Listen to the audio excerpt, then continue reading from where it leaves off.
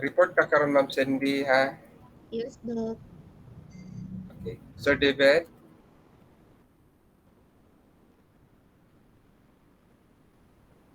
Wala pa. Ma'am Audrey o Andrea?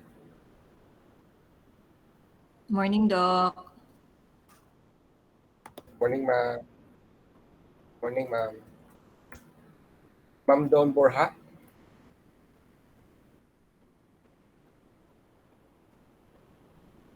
Ma'am Don? Wala pa. Ma'am Marien?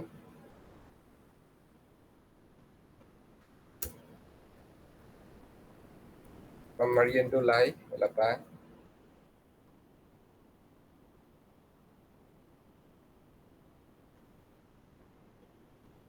Wala pa si Ma'am Irene.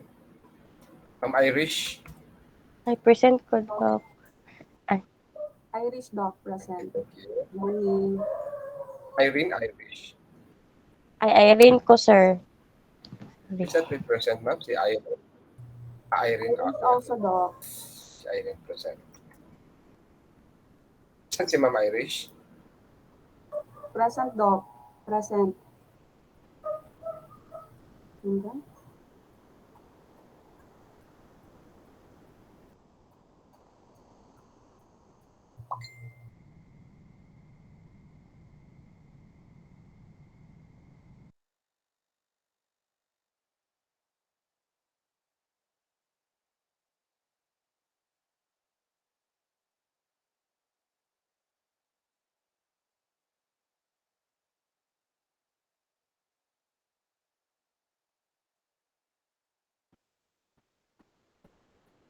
Ma'am Joanne?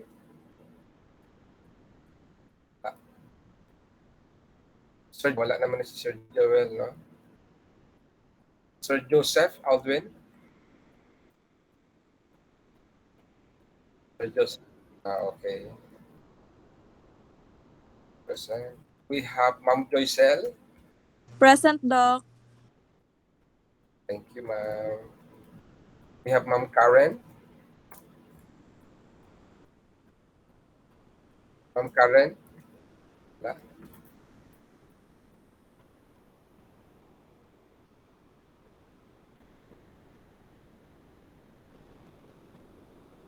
How about Ma'am Magnolia? Present, Doc. Thank you. Ma'am Krisa. Present, Doc. Good morning. Thank you. Morning, ma'am. Ma'am Lerma.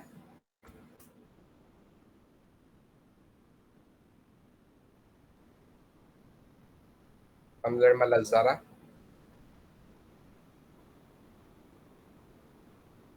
Wala pa. We have Sir Leslie.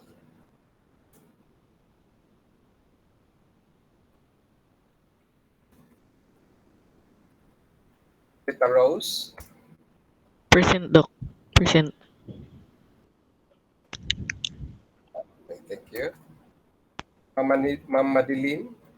Present, Doc. Good morning. Morning, ma'am. We have Ma'am Mea Olaco. Ma'am Mea.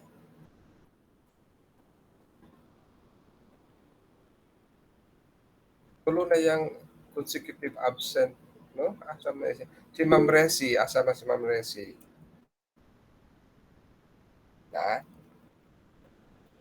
Ma'am Resi? Wala.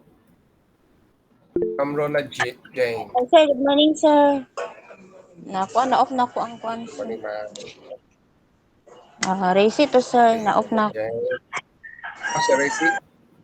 Sir. Na-off na ko, sir. Okay, thank you. Si Ma'am Rona Jane. Na? Present. Ma'am Rona Jane, present ka? Yes, sir. Present, sir. Okay. Thank you. Okay. For those who are we just came a few minutes ago, please wait, ha? Ato sa nagtiwason. Ma'am Nida Mandawe. Ma'am Nida. Good morning, Doc. Present, Doc. Okay, thank you, ma'am. Good morning, ma'am. Ma'am Salma. Yes, Doc. Good morning. Thank you, ma'am. Good morning. Ma'am Pronilin.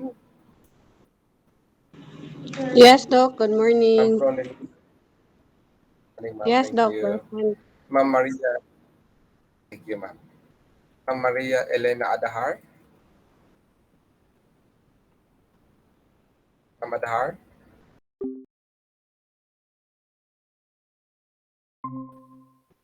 Romy Lakaden. Sir Romy.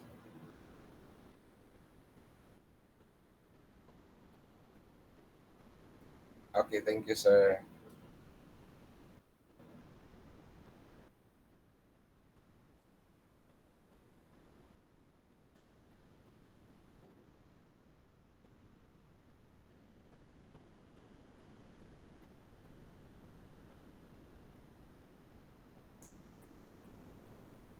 Okay, thank you, Sir Joseph. Ma'am Karen Malcorza. Ma'am Karen. Sir Michael.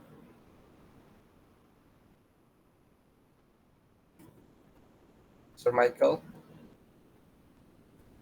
Present, sir. Sir Nerjin. Nana, Sir Nerjin, no?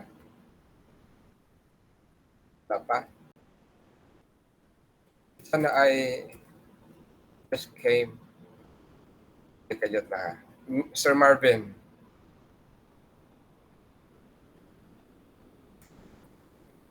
Nana si Sir Marvin.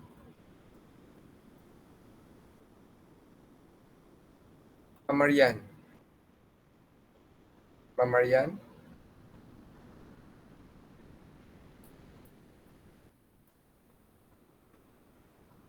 Ma'am Rizabel. Wala pa si Ma'am Rizabel.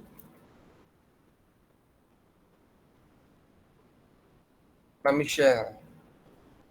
Good morning, Doc. Present. Okay, thank you. Thank you, Doc. Si Ma'am Hunter, Nana? Hunter? Ma'am Hunter? Munter ata na, Doc. Ma'am Munter. Ma'am Munter. Nana siya? Munter. Murag wala pa man Okay, siguro si Ma'am si... Doc, Ma'am Honey. Ano? Okay. Si Ma'am Kenneth? Ma'am Kenneth? Nana siya? Pa? Si Nicole John Ales. Ano siya?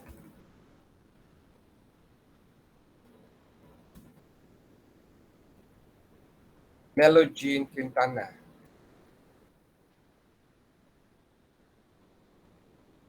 Wala yapon.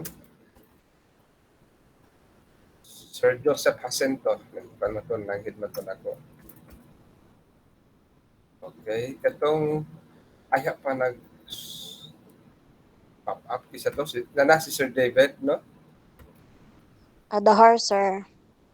Nadok. Si Nana si Adahar, Sir David. Okay. Listen, sir. Isa pa. Listen, sir. Sa your name. Si Ma'am Corinne. Present, Nana Doc. si Ma'am. Okay. Thank you. Sa pag ang Nana si Ma'am Corinne. Let me check ang kuan. Si Ma'am Abril Mayunisha na siya. Present na siya, Doc. Present siya, Ma'am Abril. Si Ma'am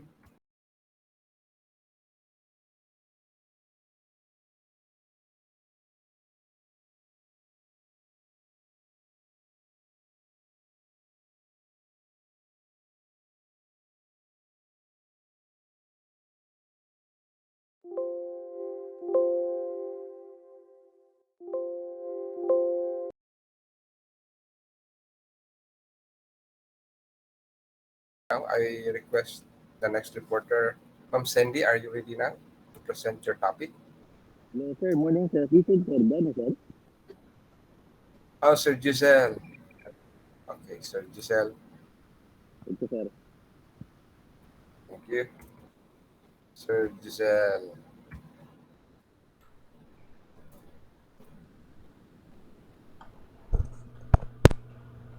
Ma'am Sandy, are you ready now to present your report? Yes, Doc. Okay, please upload your file in our Google Stream, ha? Para makita sa imong mga classmates. Thank you Yes, very Doc. much, ma'am. Go ahead. Thank you.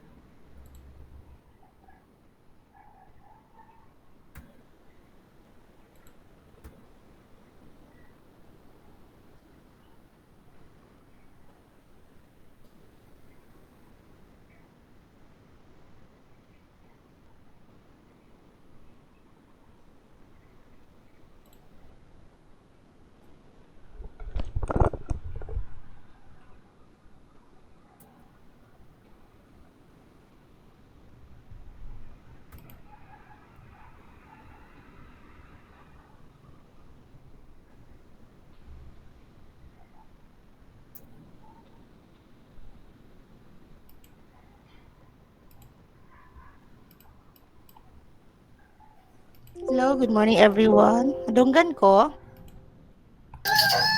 Yes, ma'am. Yes, ma'am. Yes, ma'am. Yes, ma'am. Yes, ma'am. Okay, thank you. Yes, ma'am. Hello?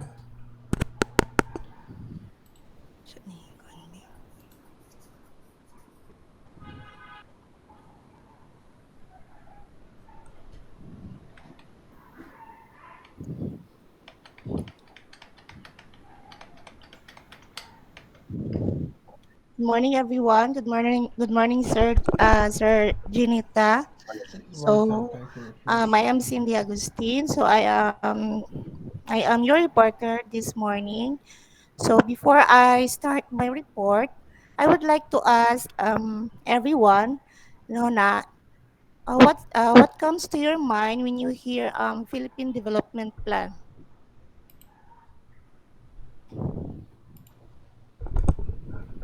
Hello? Yes, ma'am. Go ahead. Anyone from the group?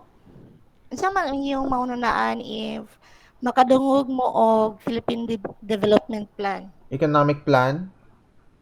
Progress mo. Progress. Thank you. Sa pailain?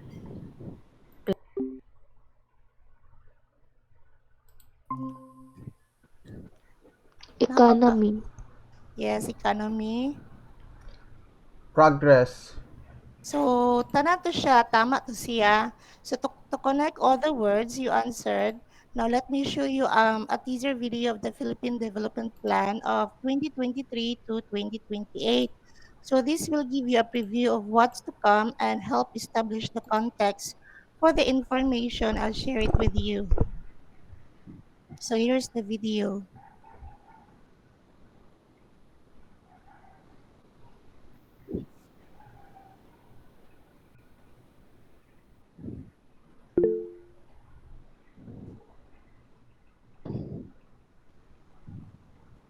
Walay audio, ma'am Sin.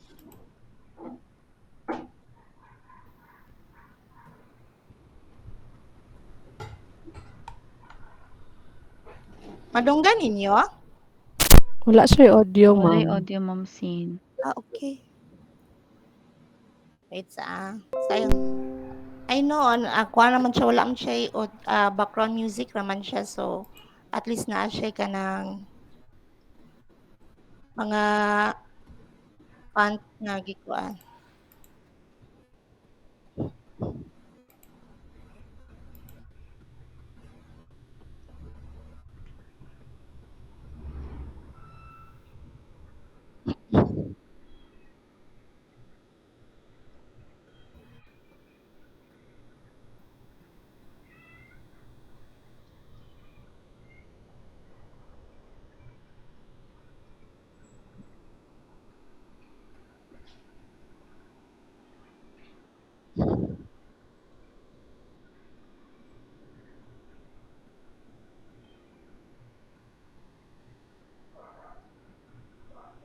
dili madunggan ma'am, send the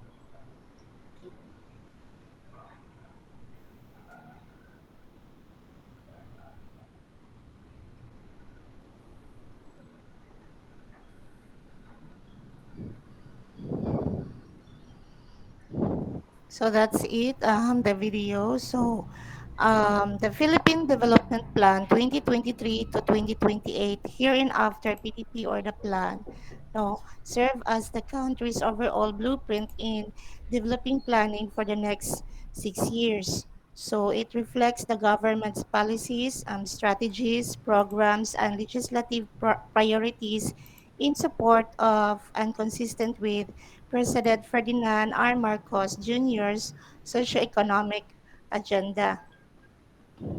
So the plan is geared toward the attainment of the country's long-term vision. So the ambition natin 2040. So again, I have another video to share about ambition 2040 for you to visualize its content of ambition 2040. Nadunggan to niyo ang wala to niyo nadunggan ang kuan ba? Ang iyang audio ganiha? Yes, ma'am. Wala gyapon siya audio, ma'am. Try sa nako niya.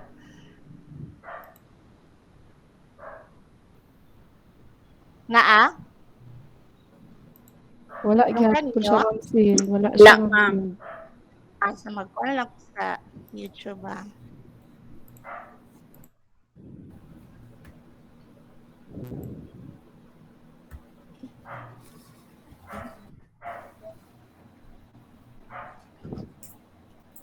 Ano ka siyang walay audio ba?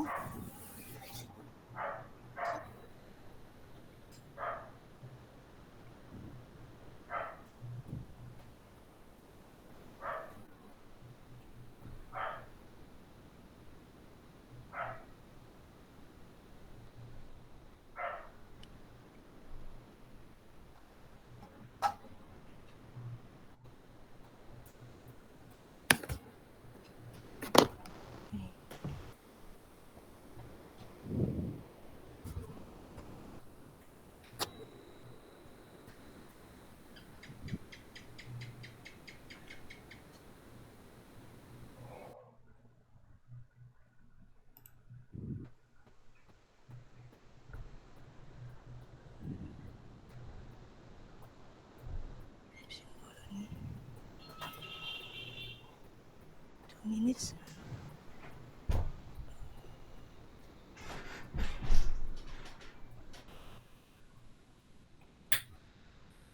Tingnan mo na siya.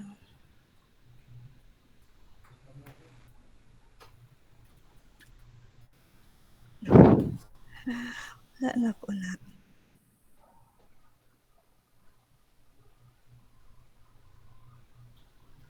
Nadunggan na siya? Dili, Ma'am dili Sin. ma'am. Wala gyapon. Wala gyapon? Wala, ma'am. Okay. Wala. Palihog na lang ko og upload sa files ma'am para makita nila. Sige. Ay, naana sa kuan, Dok. Naana sa ako na lang ni share na lang nako ning kuan sa para later na lang ilang ma-check.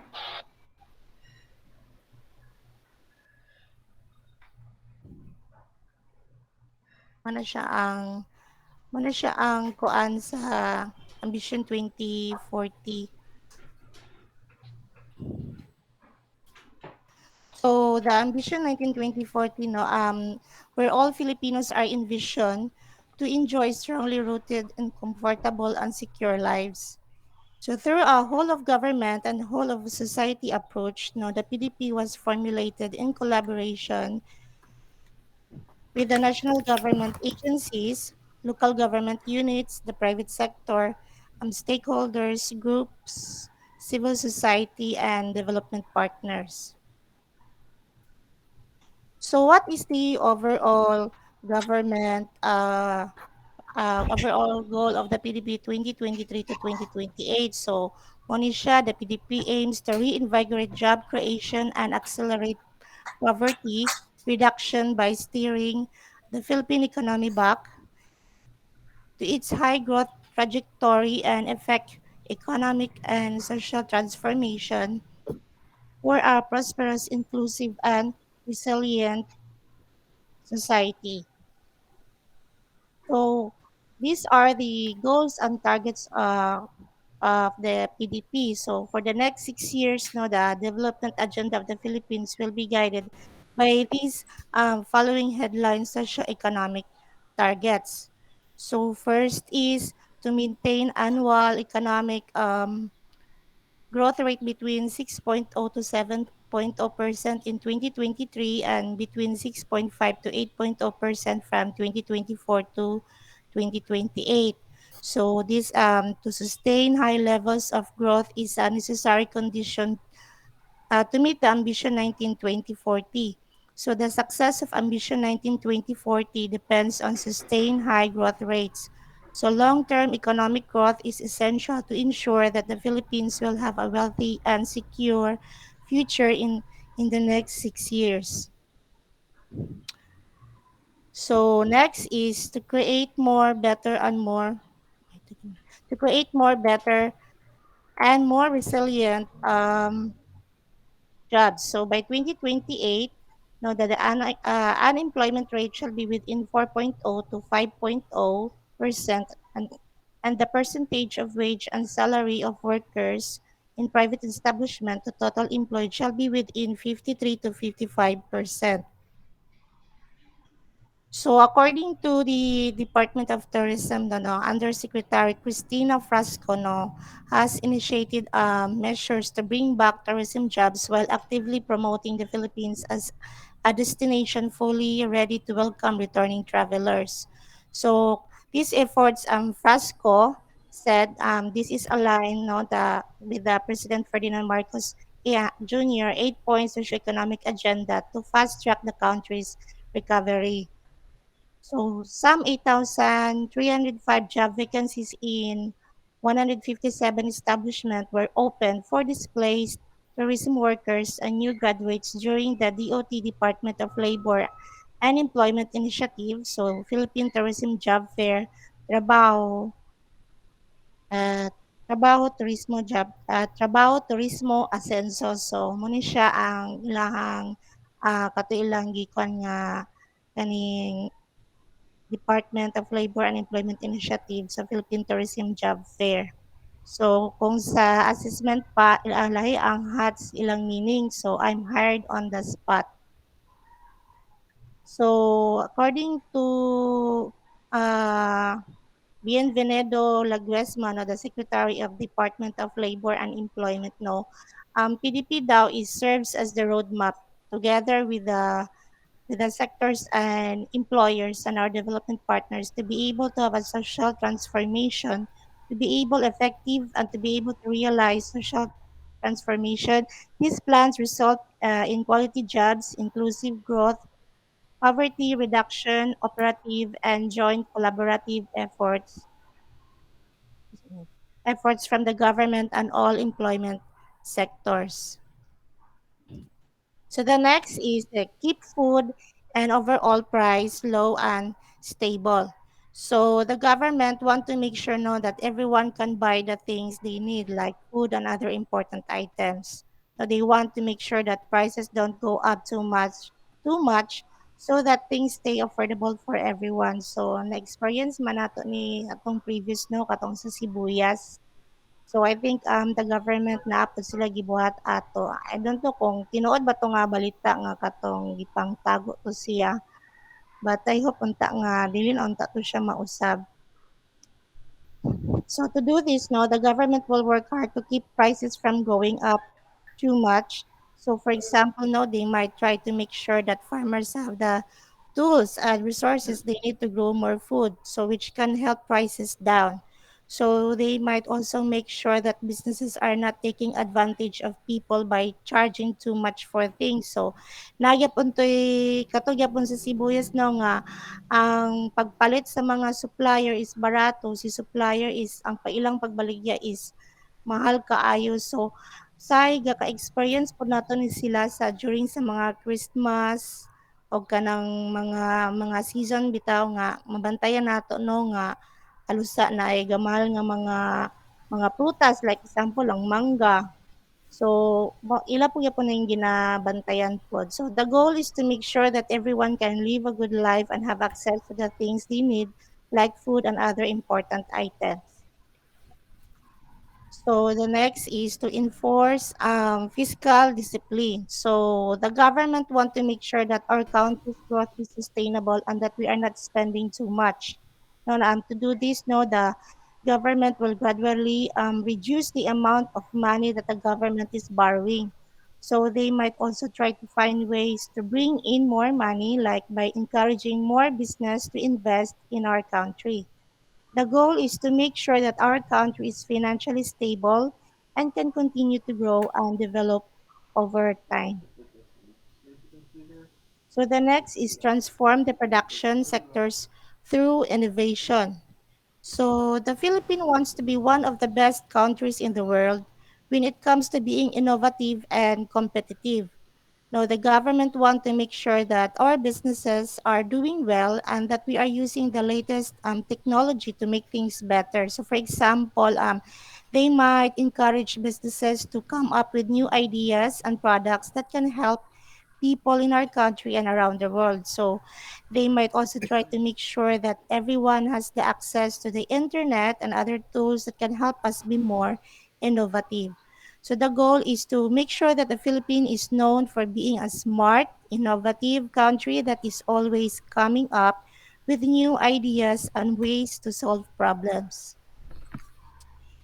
So the goal of PDP is to make the lives of Filipinos much better. So the strategies are expected to reduce poverty incidence from 18% in 2021 to between 8 to 9% by 2028. So these are the strategies and approaches of the plan. So, kung ato lang ni siyang i-merge no kani nga mga thoughts, so the government need to make sure that our country's economy is healthy and strong so that the Philippines can recover quickly from any problems that might come up. So, like for example, no, na ay mga fortuitous event, like kung mga bagyo. So, mo man yun na ang mga problema dyan sa mga government, diba? Then katong mga atong previous nga atong na-experience ang COVID. So this means making sure that our healthcare and education systems are also doing well since they are all connected.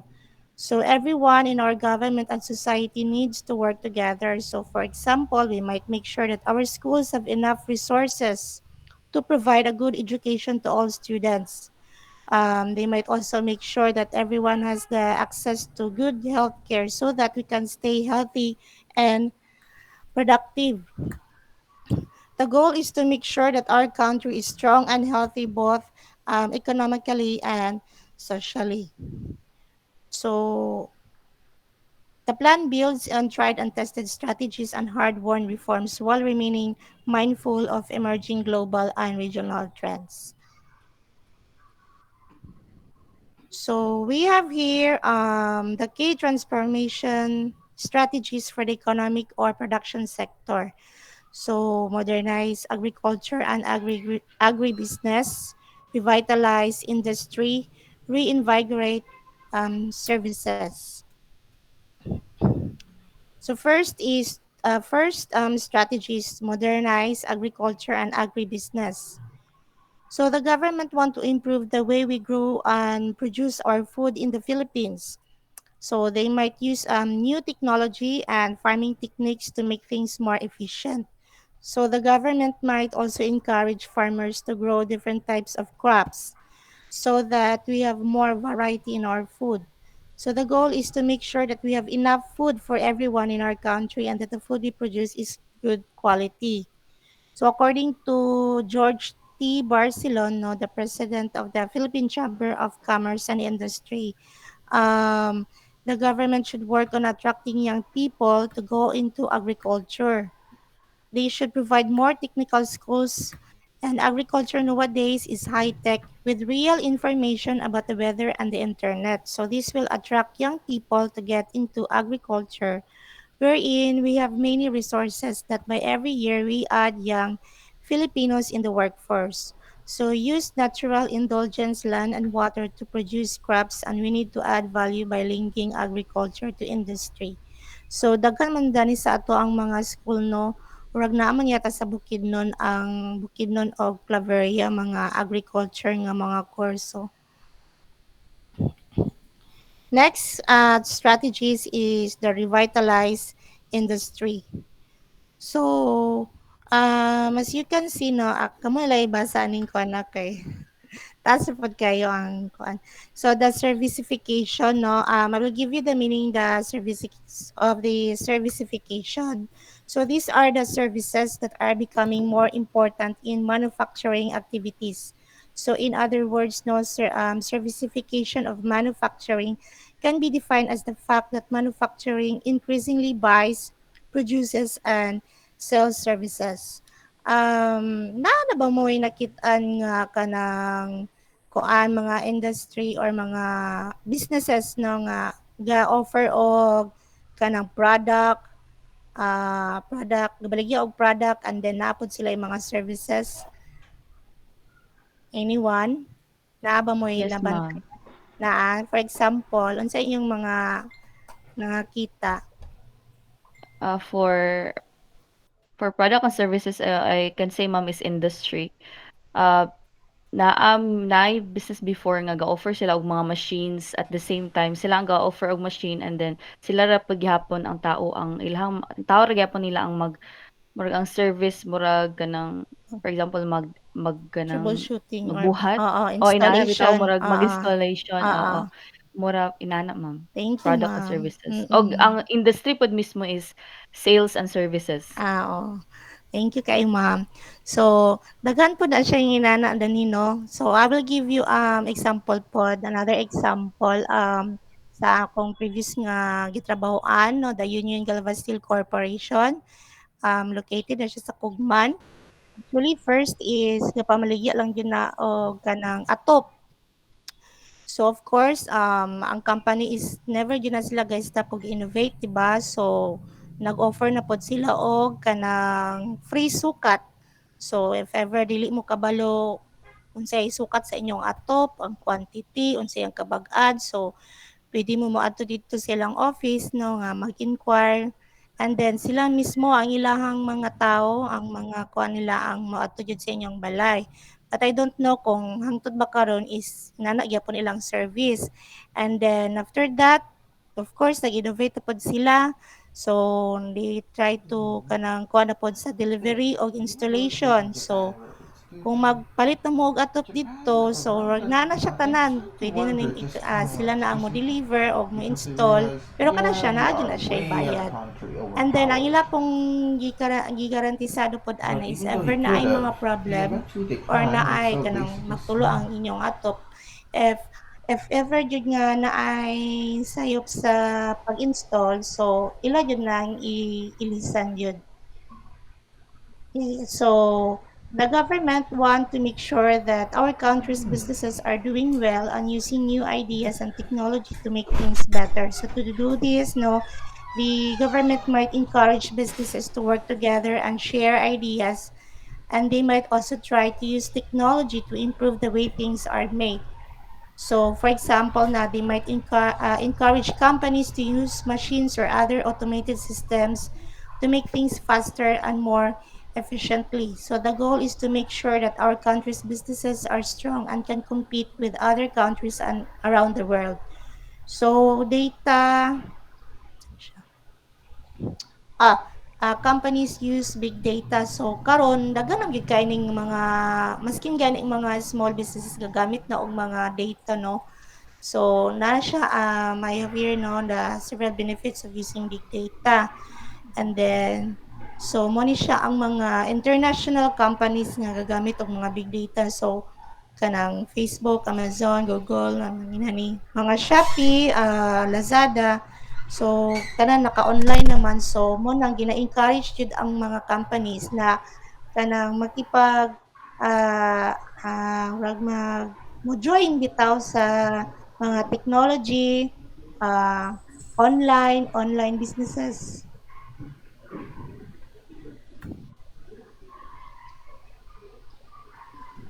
So next strategy is reinvigorate services. So the government want to make sure that our country's service industry is doing well and that we are offering good and unique services to the world.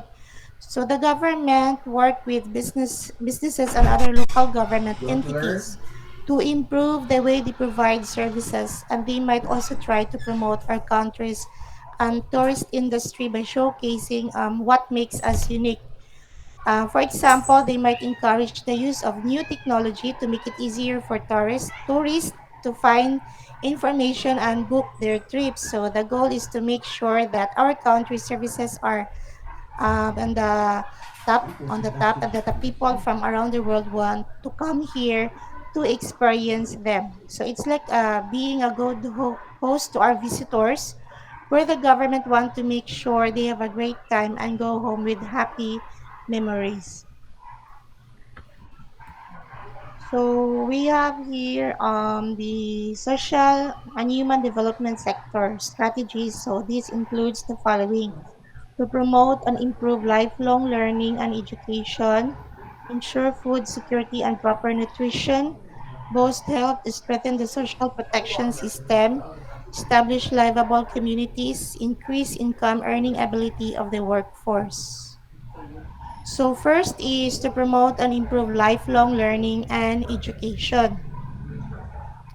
So the government need to make sure people have good opportunities to learn throughout their lives. So this means providing great education that helps people learn new skills and become better people.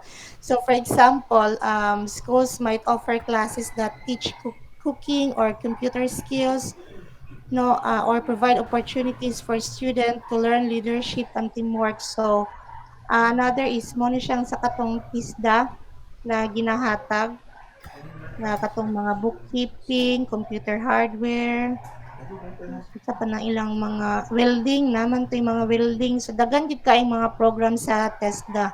And ang kuan pa dana is kanang wala man siguro na yatay bayad kay full scholar man siguro na siya nga ilang gina-term ana. So the goal is to help people learn and grow no matter how old they are. So by giving more people more chances to learn, no, they can become better at their jobs or try new things. Hello everyone, napa mo? Hello. Yes, Yes, ma'am. ma'am. Yes, ma'am. Okay. Grabe si ma'am. Ta- Taas yung guy. Okay. So according to Secretary Good evening, Christina ma'am. Blasco, so the Secretary of Department of Tourism naman nga, they also conducted 219 trainings from July 1 to September 28, no, benefiting 7,603 tourism stakeholders, community-based tourism organization, and local tourism officers, and improve lifelong learning and education. So according to Secretary Frasco, these trainings include advocacy programs for sustainable, resilient, and inclusive tourism industry, such as the Filipino Brand of Service Excellence Program, now, which aims to highlight the good in the Filipino tourism professional. Then according po sa DTI, Ang no, kailangan ng they puso. upgrade and reskilling of the workforce in partnership with DepEd, TRED, and TESDA. So tanan niya akong nakuha na ko ni siya sa kanang nanin siya sa YouTube. Ako lang ni i-share ang link ani during ni sa forum sa Philippine Development Plan. Thank you very much, Next ma'am. is Boost Health. So, through implementing strategies that result in healthier schools, communities, workplaces, and ways of living. So, mo ni siya according to Dr. Maria Rosario Fergeri. I don't know kung undersecretary pabagyapon siya karon or siya na ba ang secretary sa Department of Health. So, the government launch specialty care facilities, and then there are 46 functional facilities, no?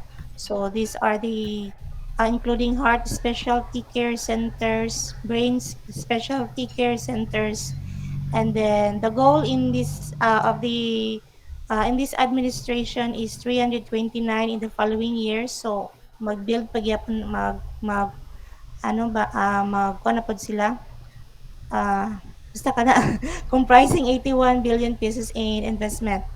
And then the Philippine Health Insurance Corporation know that the outpatient drug policy patients who go to their doctors, especially the outpatient facilities, so the primary care providers, they will be able to get drugs for free through a form of reimbursement from PhilHealth to our providers. So this would be outpatient drug policy. And then they have also launched the centralized medical store, and then improving health and hygiene in a vital tourist destination. No, this ensures we that they know no, the areas need improvement, especially regarding emergencies and accessibility. So this How many slides do you have, Ma'am Cindy? Logan siya. Second pa? Oh Oh, my Doc. goodness. Okay, okay. Logan pa siya, Doc. Anyway, 57. sige na anak. Okay, thank you very much. Just leave it there. We are going to contextualize your report. Okay? Thank you very much for giving your best, Ma'am Sandy. Truly Oo, yes, appreciated that Doc. one. Doc, ang taas-taas yun siya, Sharing Doc. and thank you for giving your best and doing your task Yes, perfectly. Doc. Okay. For your time, you can ask your classmates to ask questions related to your topic or report. Go ahead, ma'am. Everyone, any question? You can ask names, ma'am Cindy. Okay. Okay. Sa kato lang akong na-report, sir, no? Akong i-ask. Yes po, ma'am. Yes po, ma'am. May I ask, Sir Michael? Sir Michael, question lang nino, what is the importance of the big data, no? Kato kung gipakita ganiya sa mga company. Sa to siya, Thank kani you for siya. that wonderful question, ma'am. Yes, sir. Like what you reported earlier, most of the companies are now going online. So data is very important because the usage of data not only gives us the record from other countries or the what's selling or what's important or what's new. So data gives us information that we can be used to improve our economy and industry here in the Philippines. Thank you. Thank you, sir. Okay, next. Kisa to siya? Kisa to Si siya, ma'am? Sir Anak ko ba? Michael. Sir Si Michael mo.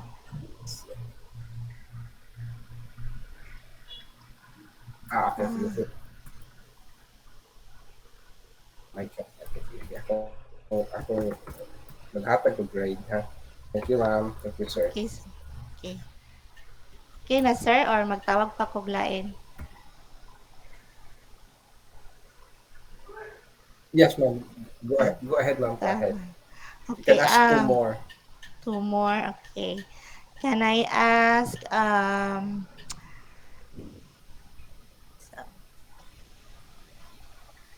gamay naman ako makita sa screen.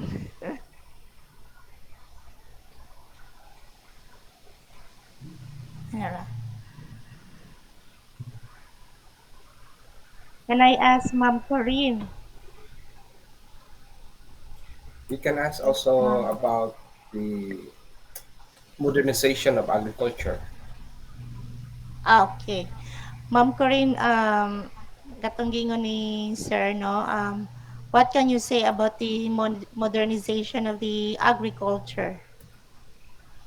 Uh, Mas effective siya for ang modernization of agriculture is mas effective siya for today because mas innovative na ang way sa atong farmers sa pag-grow sa ilang mga products o mas mas muda ko iyang yield because sa mga gipang studyan ng mga products para sa ilang mga crops o mga vegetables.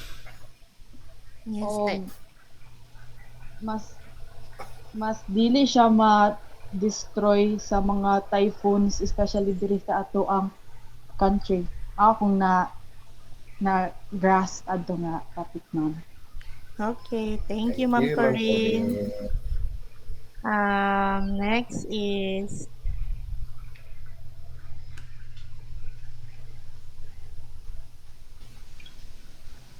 Ma'am Nida. Yes, Ma'am Pwede mo na. Sin. Ma'am, kani what is sa imuhang sa imuha lang ma'am, no? How will you understand, no, the Philippine Development Plan of 2023 to 2028?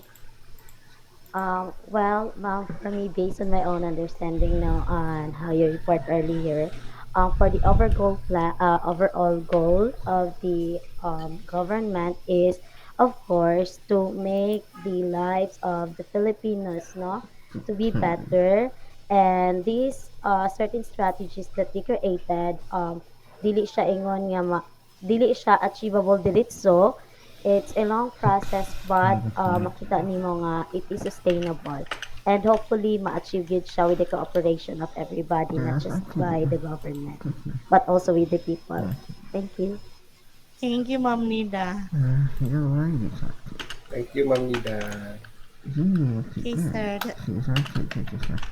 Okay, thank you very much, Ma'am Cindy. Yes, sir. Okay, for asking question. Okay, I will call Sir Ma'am Resi. You have question?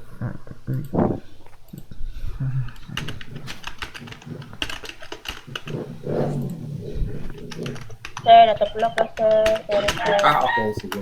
Si Sir Joseph Deme. Sir Joseph, you have question? No, sir. Okay, thank you But very if there, much. but I do have one question Thank to you ask. for. Okay, go ahead, sir. Okay, it's because I am very well aware of there are now new technologies coming up, especially yung mga tukol sa AI technologies. Because right now, if I recall, AI is already being starting to be implemented in some areas where for some YouTubers, when they're trying to make out their content, yung mga videos nila, they now find that they actually don't need to hire as many writers or researchers anymore. So they already cut down their number of writers and researchers. Although the AI technology is currently in its infancy, if anything, it was only implemented just maybe close to 1 year. 1 year pa lang yung bagong AI technology at yung mga bagong tools made with it. Pero it's already starting to have some significant effect already on people's productivity. I'm just one. The question I would like to ask is the Philippine Development Plan flexible enough to incorporate any new existing technologies, especially technology that can severely be counterproductive to the Philippines' goal of creating more jobs? Because AI is a very good tool to reduce one's workload, but it also has the counterproductive effect of also reducing the amount of jobs that would be required, at least yung mga currently right now more mental jobs like writing and researching. So is the PDP able to adapt to the rise of new technology, especially new technology that could disrupt job creation to some extent? Thank you, sir.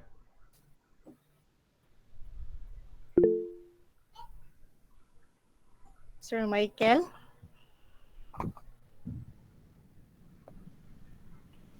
Uh, Sir, can I answer that question for everyone? You want to answer? Since You want to give input? Yes, I want to give a very discreet answer for that because currently I'm working Yes, for an sir. AI Go ahead. company based in US. So when it comes to the Philippines versus I think we are very far behind because right now, let's say agriculture. What's your favorite topic, sir?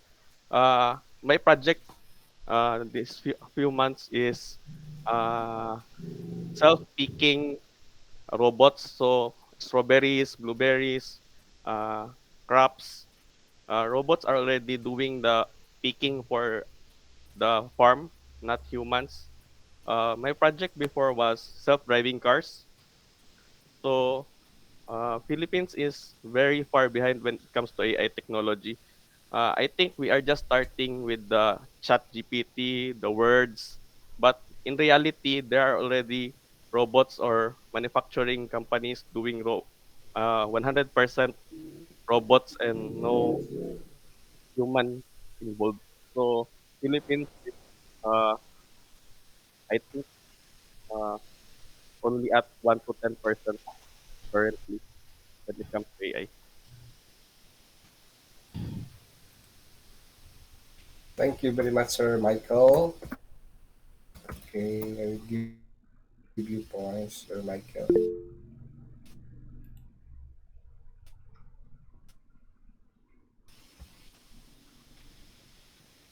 All right. Thank you very much. So, anybody wants to give input? Sir David, go ahead. I would try to say, sir, that Philippines is Yes, Sir more David, flexible. go ahead. So You will recognize Sir David.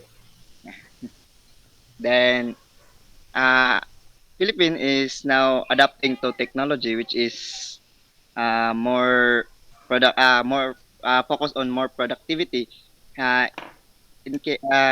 instead of human. So with the aid of technology, we can't uh, basically work with some other tools without human aid. And for example, so naagapon siya ay mga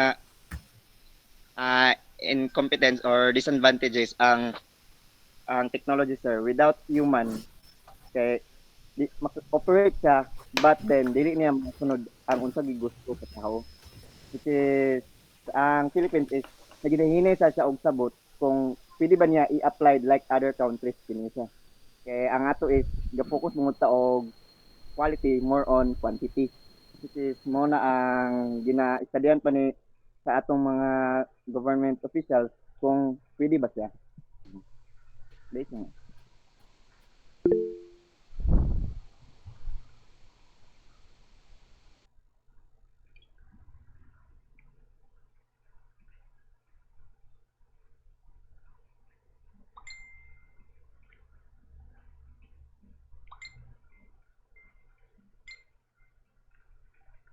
Nawala si sir. Hello, sir.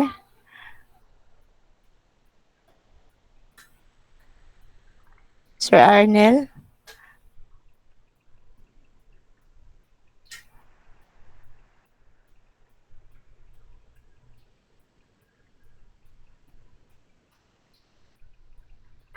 Nawala si sir ba? Teka, Na siya sa classroom, ma'am, scene, pero wala iyang audio o camera.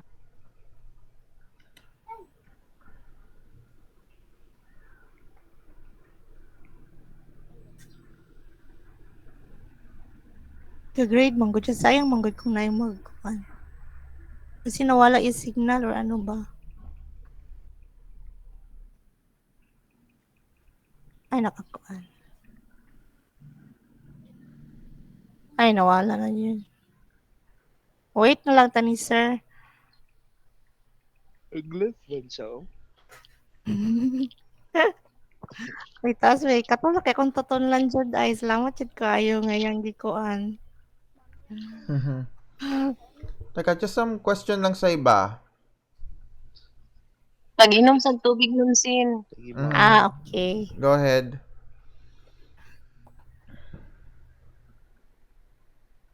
Yes, everyone. Drink more Jared, El water. Mundo.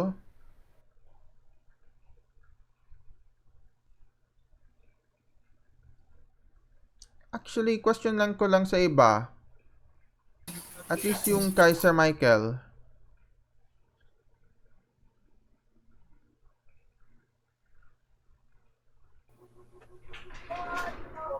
Yes, ma? Ay. Sir. Oh.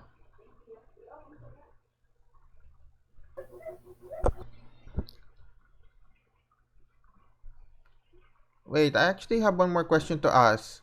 How likely is it that yung mga AI technologies right now will how much will that will disrupt the OFW economy that we depend on?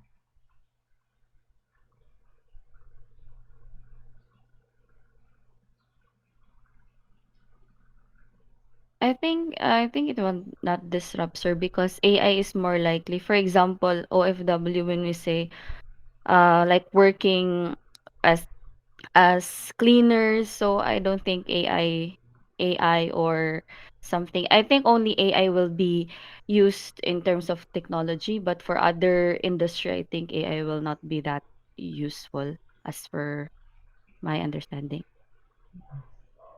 I see. But for now, nah. From what I understand with the current technology is headed, apparently mga digital artists are worried because the AI is now able to at least generate very nice looking images, almost human-like images already of mga anime characters. So they're already worried that their labor will be devalued. I'm starting to think that as of right now, the AI is only good when it comes to anything that's not physically labor intensive. Funny enough for a robot, because it turns out it's much easier for it to handle an environment that is not that he has full control over, like a spreadsheet, a Word document, or even a digital canvas.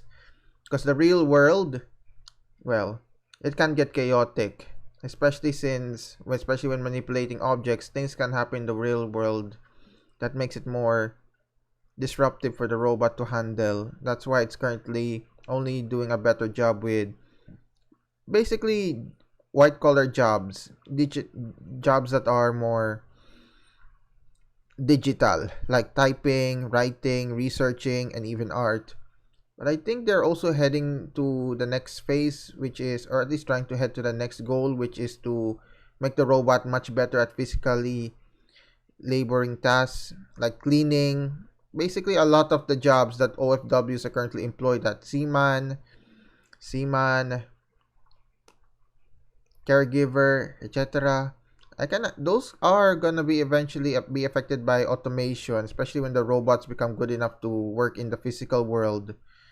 My concern is how the Philippines adapt to that potential, because I can already see the OFW economy that we depend on to be starting to come to an end, because one of the reasons OFWs are even hired is because, well, our labor is much cheaper than their own local countries.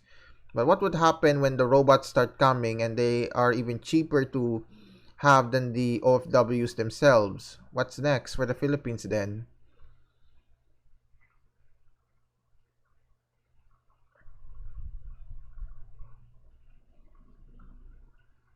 Kasi yun lang yung... Well, I think, sir, AI for now has boundaries.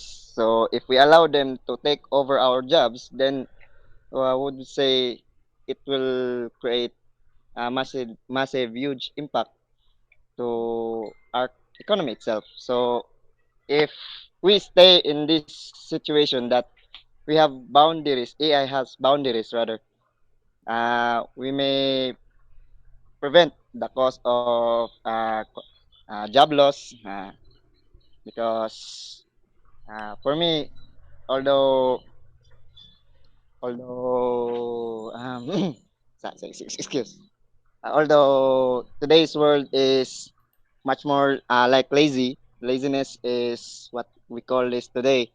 Is I For me, people need to motivate themselves rather than using AI itself. Uh, that's all. Okay, okay, thank you, Sir David. It's just that... Sir Joseph, um, I think with regards to your question, that is why the government had this so-called education. Wala man gipasagdaan sa gobyerno ang education, free education, di ba? So if things happens and since we're still starting and maybe sa other country it already started pero sa ato wala pa man and kinainay man tag-innovate so dira na din mosulod ang rules sa mga teachers no kay kita man ang magsugod sa change kita man ang mo-adapt so maybe today we rely on to the OFWs pero ang ilang mga daughters in the near future dili man na sila magpabilin siguro nga pobre di ba kay nakita naman nila ang situation so that's the time that they mag-studies para dili kita ang manginahanglan og trabaho, kita ang mahatag og trabaho in the near future. Murag ing-ana nga goal, sir. So tayo mag-create sa jobs. Okay, thank you. Yes, or kita ang magbuhat sa AI, sila ang mupalit.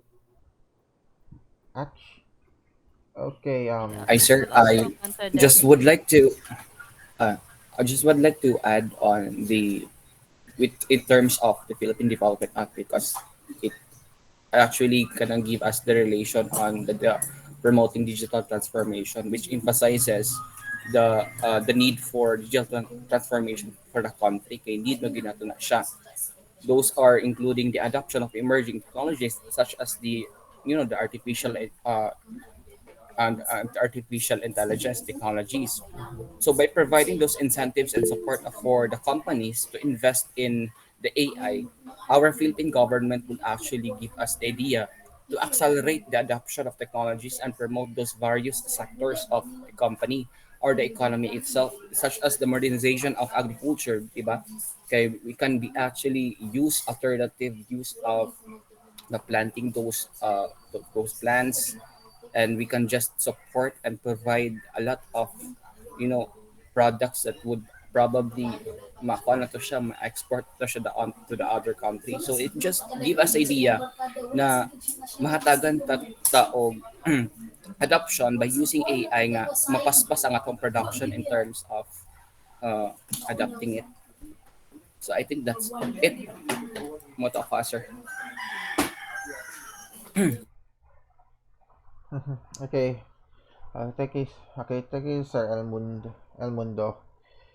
Ay, okay. I just hope na lang that Philippines is able to adapt the technology. I mean, right now, I think if you know where to look online, there are already open source AI models that you can train, fine tune, effectively modify to suit your needs. It's just that the AI technology is already there for the government to grab. The only question is, I just only hope they actually see it and begin to grab it right now. Because the way AI technology works compared to everything else, AI technology develops super fast. You basically measure the development in weeks.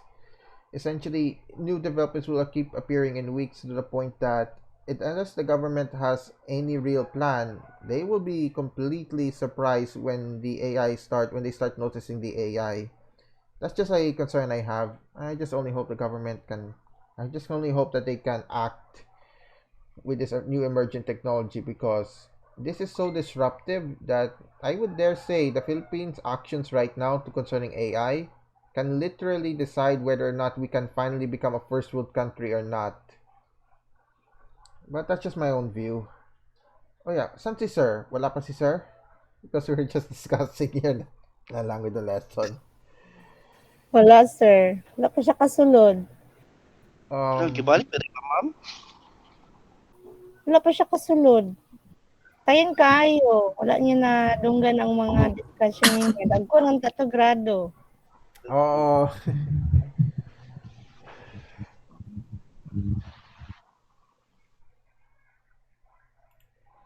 Ay, can someone try to contact him on the group chat? Maybe so that he will know, so they can try to get back in. Ma'am Sin, I think padayon na siguro tag-discuss and then we just report na lang the concern na we're just discussing your topic. Okay. Ato na lang akong question na lang ma'am last is katong sa big data man jud. So how can this big data be used to improve the government services? And what are those basically kanang challenges niya ma'am nga na kuan gyud. Labit ang murag iyahang center in the Philippines and our country. How does this What are some of those challenges and those implementation of big data na iyahang na challenge and iyang na experience to our country. Sir Michael? Sir Michael, help! Kata na lang kay para di na tayo magbasag taas kay nga slide. Kata na lang Lagi, challenges. taas tayo. Sir Taas kayo Michael, mong topic, ma'am. Sino? kung karon po ko kabantay. Ah, Hindi lang ang mga importance lang, ma'am. Welcome lagi. back, sir. Sir Michael, katong question ni Sir. Kata na lang ma'am, how Please. does what are those some challenges to the implementation of those big data initiatives in the Philippines? Para sa ako lang as an IT graduate, when it comes to data, when we talk about data, late na jud ta. Kay example ra ako na fourth year ko, among topic sa programming is napami sa C. Pero ang mga senior high school na kanang same year lang, ang ilan ng mga topic is Python. So outdated naming mga fourth year na labawan namin sa senior high. So kana lang na example makitaan jud nato na when it comes to data analytics, so ulahi jud ang Pilipinas na magwa patag mga analytics gikan sa gawas kay ang atong technology is not that updated. And kung mabantayan nato sa mga webinars and ginakonduct sa DICT kay more on data analytics man siya. So para makaapas ang murag maud ang effort sa government para makaapas ta sa technology na naghahatag sila mga pre-training na kada week siguro same topics ra pero di pa sabot na same topic same ra ang mga ginatudlo kay kana lagi ang technology is improving dili mga ingon na daily basin ga ni every minute ga-improve siya so wa ta kabalo kung makaapas ba ta or dili pero ang importante ga effort ang government to help the people na makaapas. So, kana siguro ang struggles when it comes to data sa Philippines. So, yun nga outdated ta. So, we need to keep up with the pace para makaapas na ay dili mo ingon na makaapas at least ta na medyo updated ta. So, that's for me. Isa sad kay ang pag-move on pod I'm so sorry, kay no? ang Pinoy kay dili magipaka-move on sa past nga topic mo nang sige ra tadya tuyok-tuyok na behind na ta sa mga bag-o nga topic or kuan mo na nga imbes advance na tata karon sige lang ya po na tunigtun-an sige lang ya po na tugtun-an nga unta naapon tay bag-o nga new unta nga aton tang masulod sa atong utok which is dili ga ka himo which is pag-move on yun ang kulang. Yung progress naman siguro tapod, sir, kay when it comes to, for example, government, before, dili man gid centralized. For example, for example, sa PSA, si PSA is ang mga dili makuha or dili bitaw, kung naa ka sa lain countries, dili nimo ma-retrieve ang mga information. But as of now, centralized na ta. Even sa police karon, nabisag na ako sa Claveria, kung police ka, pwede na nimo ma-search anywhere in our country nga kinsa ang wanted ani nga lugar ani subot pasabot ang bag-o lang na siya so in progress na gid ta murag siya anam matag-apas wala pa gid anam nagsaka ang ato ang technology nga ga-adapt na ta more so ongoing so mag-look forward na lang ta. Yeah, can I just add on the ang points ni Sir Michael na again compare to mga senior high school graduate or senior high school students and siya nga kuan pod fourth year because I think that the K-12 program curriculum that the Philippine government aims to provide the students with the skills and knowledge because I myself I'm a product manggid of the first batch of sa K-12 and I believe that the program also focuses on the development of technical and vocational skills to prepare the students for employment And at the same quad ana ma-level po nato ang education ug ang curriculum po sa ubang nasod, di ba mamugi po na ang purpose on having the K to 12 is because delay ang ato ang education here. For example, kung ang tao nga mga atog upload, kailangan pa sila 2 years para nga makakuan sila kay kulang ang ilahang years of education.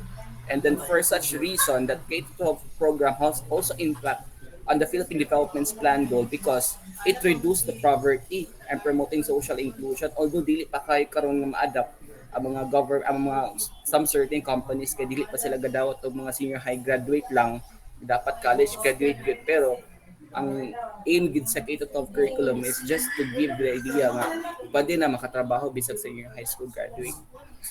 Sumoto siya mga ako ang madugang for that one because it provides equal opportunities man po for all students, either you are a college graduate or a senior high school graduate.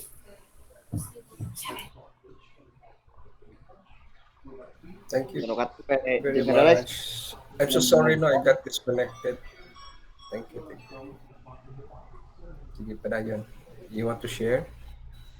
Ako to sir kay generalize naman to ako pag-ingon sa move on pero ang gwapo gid is ako lang buwak-buwakon in all aspects lang siguro kumbaga di lang ta mag-focus sa kuan which is mag-focus gyud ta sa small things to move on rather than big things.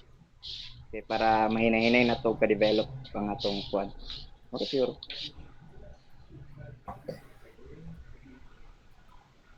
Thank you, sir. Thank you very much. No, I already had your idea. Thank you very much.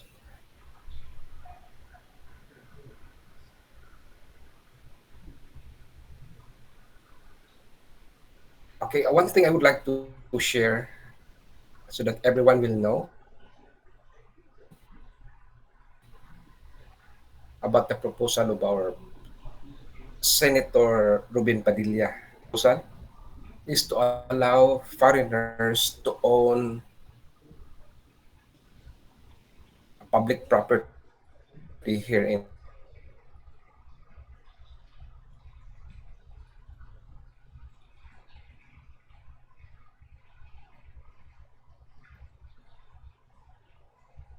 We can't hear you, sir. But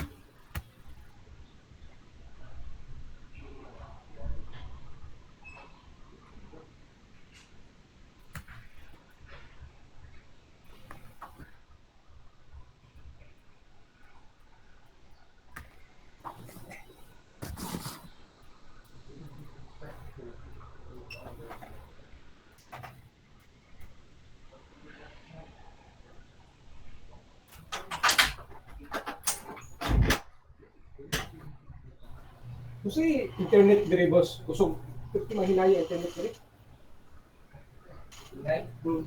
Tana, tawagin na zero.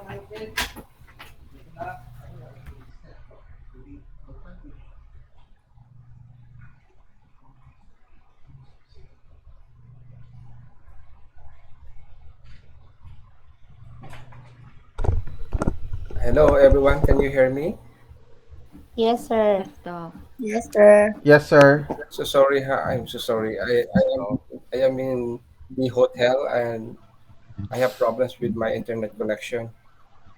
I'm so sorry about it. And guys, I would like you to know that the proposal of our senator, okay, this is very timely, that he wants the foreigner, so mga foreigner ha, to own public property here in the Philippines.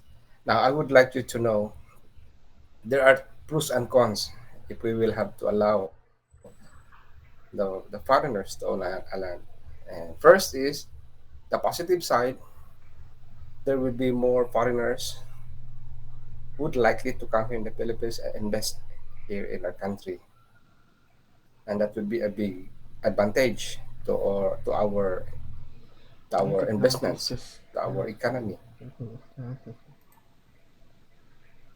And it also they can put up companies and businesses here in the Philippines, and they are entitled to 100% because he wants to propose 100% land ownership. The negative side is the negative side is, you know, dagan Pilipino ang dili ka afford mo palit na uyota.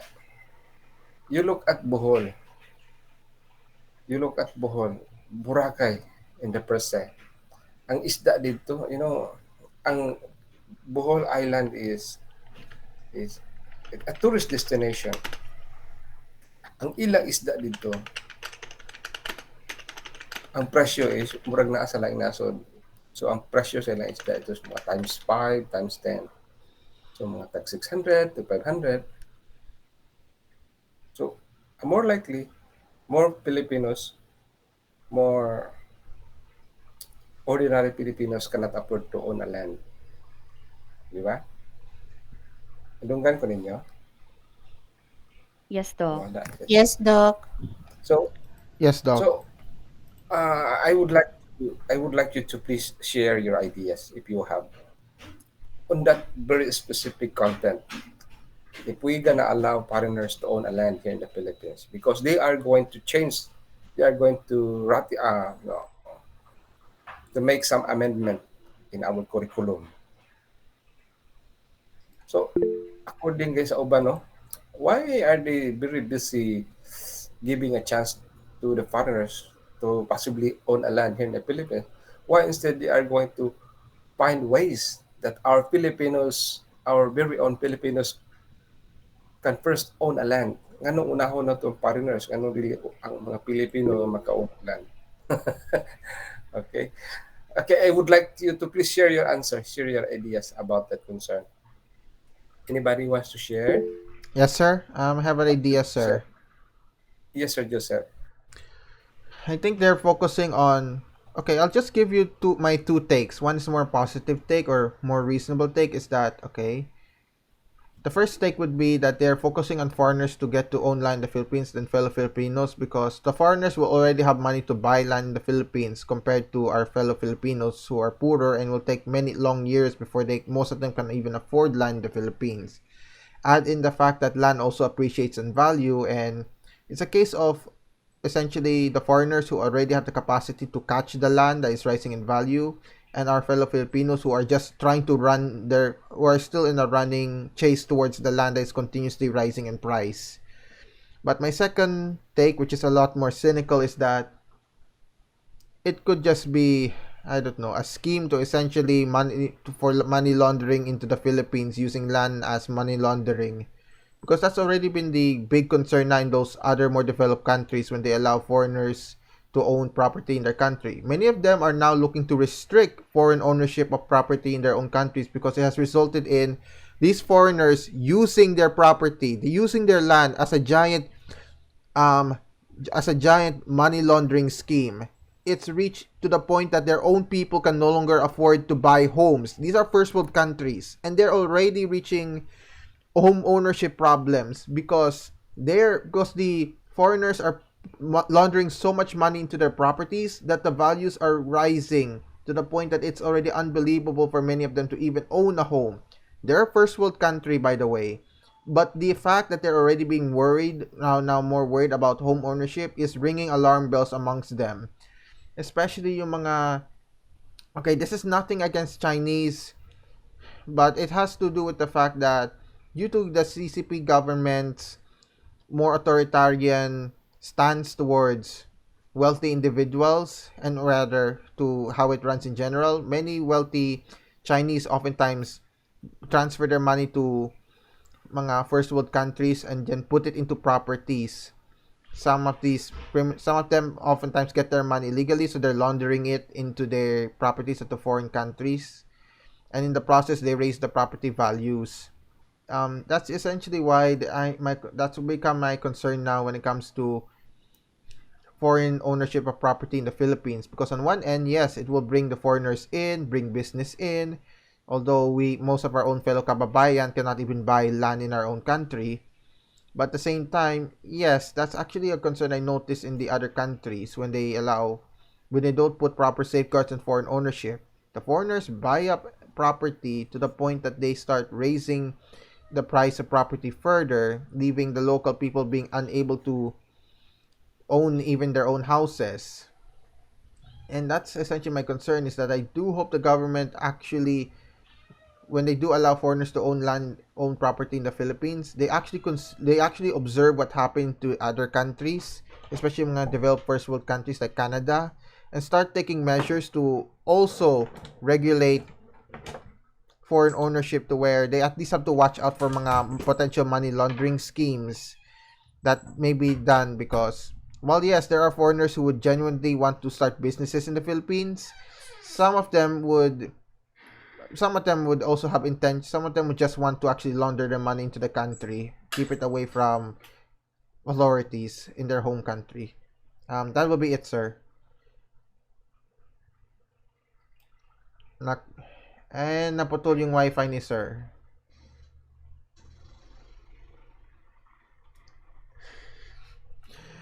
Okay, so is anyone making a recording of this session? Because if not, I'll just send a full recording to sir once our time is up.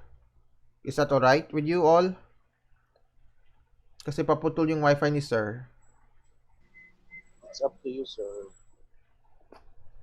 Okay, I'll just actually, okay, once the session is ended, I'll actually send to Sir Arnel. Wait, I'll just send to Sir Arnel yung recording ng session na ito, para at least naman makatch up siya kung anong i-discuss nato, because tsada yung i-discussan pero yung wifi ayaw yung discussion. Oh my god.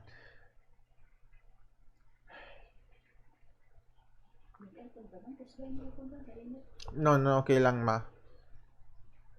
So, sino mag-continue?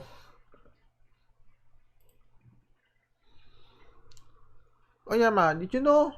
I think there's a senator, gusto niya mag foreign ownership na yung mga foreigner dito sa Pinas. Hindi pwede.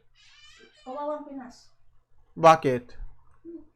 Yung Filipino cannot own their own land anymore because in foreigners, their money is big compared to us, they can see. So pag buy nila dito, Out na tayo. out na tayo. That's exactly what I was even talking about. Some foreigners just outright buy property to launder their money away from their own governments. And already in first world developed countries, what's happening is some of the middle class there are finding it harder to own property because foreigners have bought up their properties. The properties, Disconnected, ma'am. Sorry, I have poor internet connection here. So, yeah, thank you, sir. Thank you, Sir Joseph. We have Sir David. You want to share something, Sir David?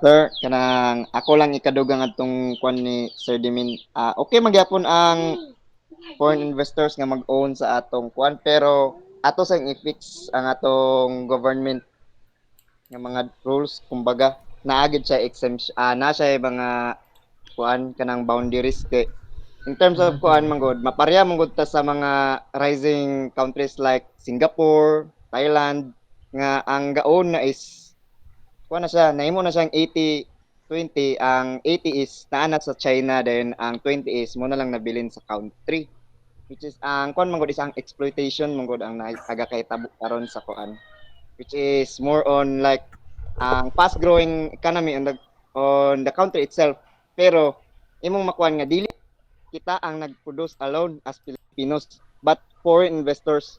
So ma-convert ang atong currency into kuan something nga dili na nato kaya apason, which is kita enta nagtagiya sa atong kaugaling yuta, which is katong ingon ni Sir Dimin nga lahi na noon ang makapahimulo sa atoa, which is kita mahimo ra gyapon tang workers itself.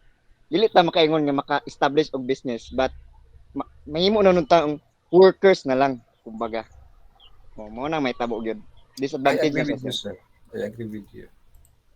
To summarize, we have a long problem in terms of land conflict, specifically here in Mindanao. In Mindanao itself, way back from 1970s, 1960s, we have problem with land dispute. So to name such armed struggle, especially those area located in Bangsamoro region, you know, So most likely our brothers and sisters would not would not adhere, would not appreciate that kind of proposal. That is what we call a place where we are foreigners in our own homeland. So that will create another big uh, anarchy. That will create chaos. So there will be uh, more problem that will arise instead of giving more opportunity nga tagaan sila og, um, chance nga makaon og land o public property diri sa Pilipinas. Gamay na kay nabilin nga yuta sa Pilipinas. You have to consider that as of right now, we are less than 110 million Filipinos. 110 millions. 110 millions inana kagamay ang Pilipinas na ang atong populasyon nagkadaghan. Okay, we are overproductive. Dinapay proposal nga tagaan og chance ang mga foreigner nga makaon og land. So another problem is still nga makahatag na sa tabang sa atong nasod, no? Okay, can you hear me? Ma'am, sorry. Yes, Doc. Okay, Yes, Coach. thank you. Okay, another one input that I would like to share is as of now, we are now modernizing our agriculture and agribusiness. Remember, our land here in the Philippines are not multiplying.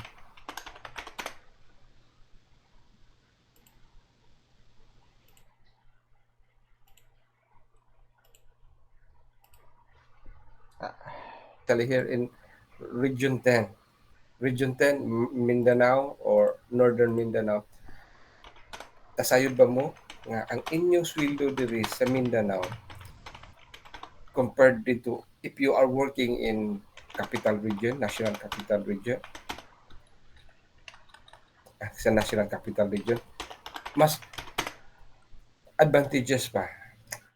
Mas advantageous sa inyo nga magtrabaho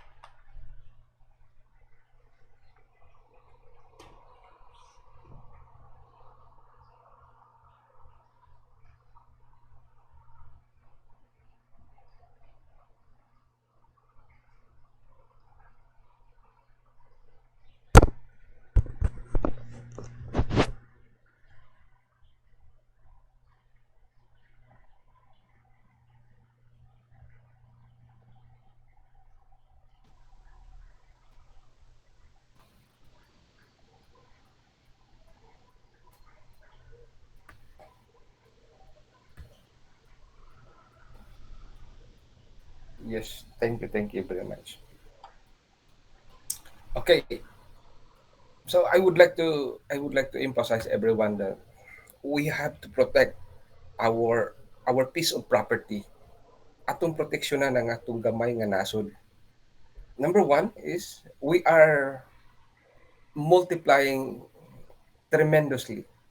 Daghan kay mga Pilipino that way back 20 years ago dili ta mag-import og isda, dili ta mag-import og bugas, dili ta mag-import og og mga utanon. But what happened right now? Nag-import na tag bugas. Nag-import na ta og mga baka, manok. No, so you cannot deny the fact that we are starving. Na napailain nga proposal nga tagaan og opportunity ang mga foreigners na mag-own og land sa Pilipinas. So it's not helping. It's not helping. And we are not going to live prosperously. You look at what happened sa South Africa. Diba? Naa siya area dito katong mga puti o mga itom. Dili pwede nga mag-uban ang usos. Grabe yun ang kuan. Grabe kayo ang most likely na discrimination. Yes, Ma'am Corinne. Thank you. Apartheid. Tinuod yun na. Grabe. Makita nimo diha nga kung diya ka nagpuyo sa itom, ang imong basic health services, ang tubig dili suitable, ugaw ang tubig, ang living condition nimo dili. Pero didto ka sa puti, perting patsyada ang tubig, available, kuryente. So that's unfair because most likely that will happen to our country. No? That is that is that is the most problematic issues that we have if we will allow that kind of problem or that opportunity. Okay, how about this is what we have right now, the digitalization. We are in the computer world, whether you like it or not. We are already embracing the opportunity of digitalization. You can use the chat GPT. Okay, Sir Joseph mentioned the use of Sir, chat GPT. Yeah. actually, If you have a problem of how to actually, make not just a my, message, you sorry. can open the chat GPT. Mm-hmm. Yes, sir. Actually, how about this? While we're discussing, how about I open up the chat GPT I have right now? Just so everyone will know what Yeah. Have you exactly is the tried that one? technology. I can actually share lang a view on what it looks like right now, Mm. sir. Just to see how powerful it Okay, is. sige, sige. Wait lang, I'm just setting it up Na-try ninyo pero na, grabe siya ma'am, ka-powerful, sir? grabe Ang chat siya GPT? ka-powerful, sir.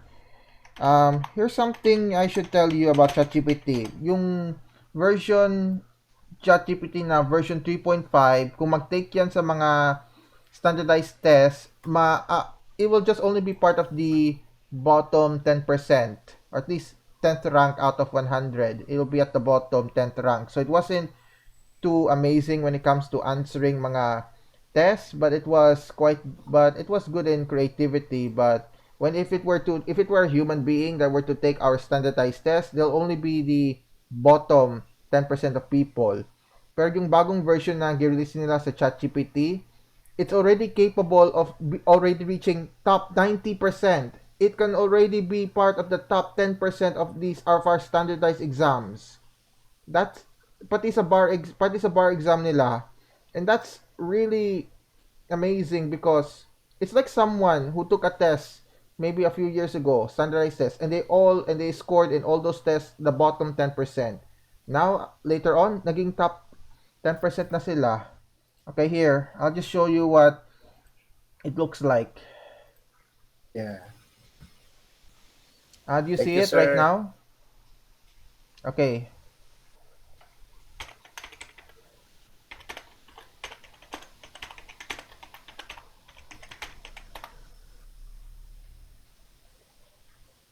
Hello, I'm ChatGPT, a large language model developed by OpenAI. My purpose is to gauge in natural language conversations with humans and Yeah, provide free na helpful. siya, ma'am. Free na yung chat GPT. Oh, oh, it's free, pero but you can also avail of their plan. And yes, $20 per month, and you'll actually have access to their more advanced, much faster model. Yes, sir. Okay, here's actually what it can do. Make me a lesson plan for grade 10 students about All you have to do is astronomy. just encode your problem. You can make message,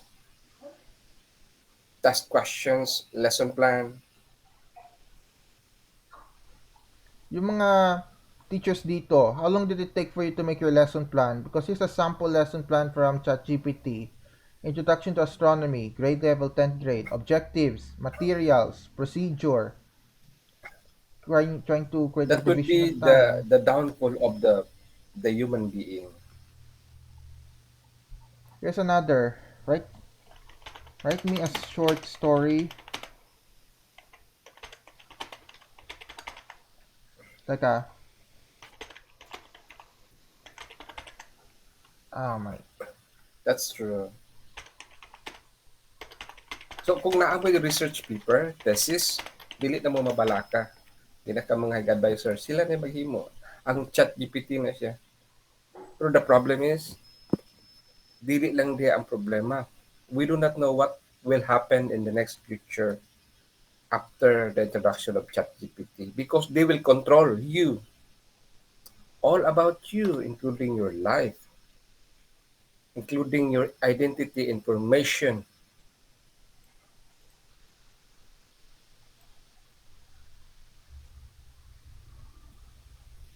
Kain na tayo.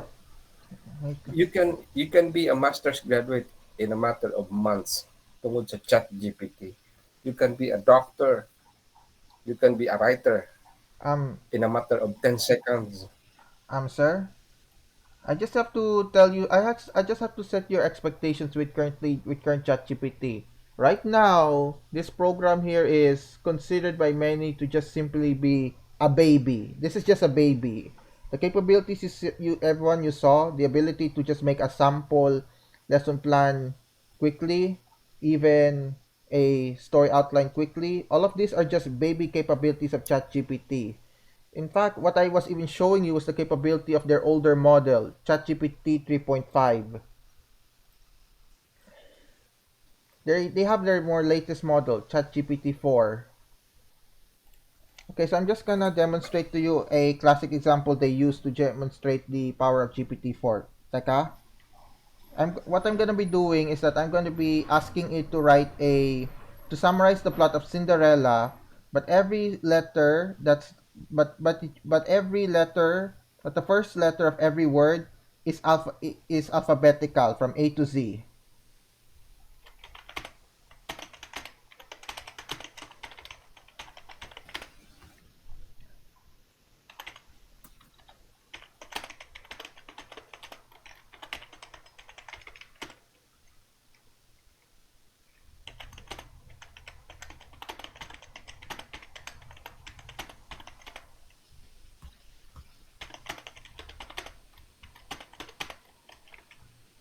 Because okay,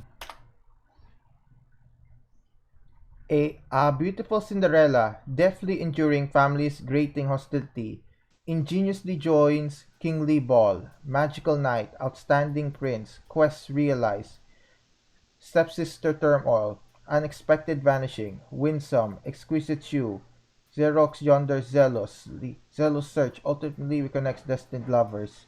A B C D E F G H I J K L M N O P Q R S T U V W. Well, it basically, on the contrary, made an error here. As you can see, it's not very perfect. GPT-4, ChatGPT in general, at least right now, makes occasional mistakes like this. So, kailangan pa rin ng So, you human know, editor to double check it. You can't really just accept the raw output it gives because you may find yourself in the case of an embarrassing mistake. Pero this is really, if ask anyone to do this task, and it'll take them a long time. ChatGPT, after being trained on a lot of information from the internet, can do this already. And as you see here on the right, these are conversations I've had before on ChatGPT sa chat. Yes, anyone? Krisa, I think, sir, as we yeah, are as a future teacher, I think we should not be using this as like doing tasks for us because malus mer wala na may credibility atong work as a teacher kung magsaligta sa chat GPT. Ba something inana. So even if mahimo siyang I agree with you, ma'am. mag-improve and mag-improve as a teacher, as ikaw ang magbuhat, so like make me a lesson plan, so murag wala naman credibility as a teacher or anybody, wala as imuhang work, wala naman kay gibuhat na sira kag salig sa GPT, so murag wala kay development as not just a teacher, maybe as a person or as an individual nga gustong development. 'Di ba mura siya nagsalig na lang ka, so wala na kay literal nga wala na kay gibuhat sa imong own. Nagsalig na lang ka sa iya.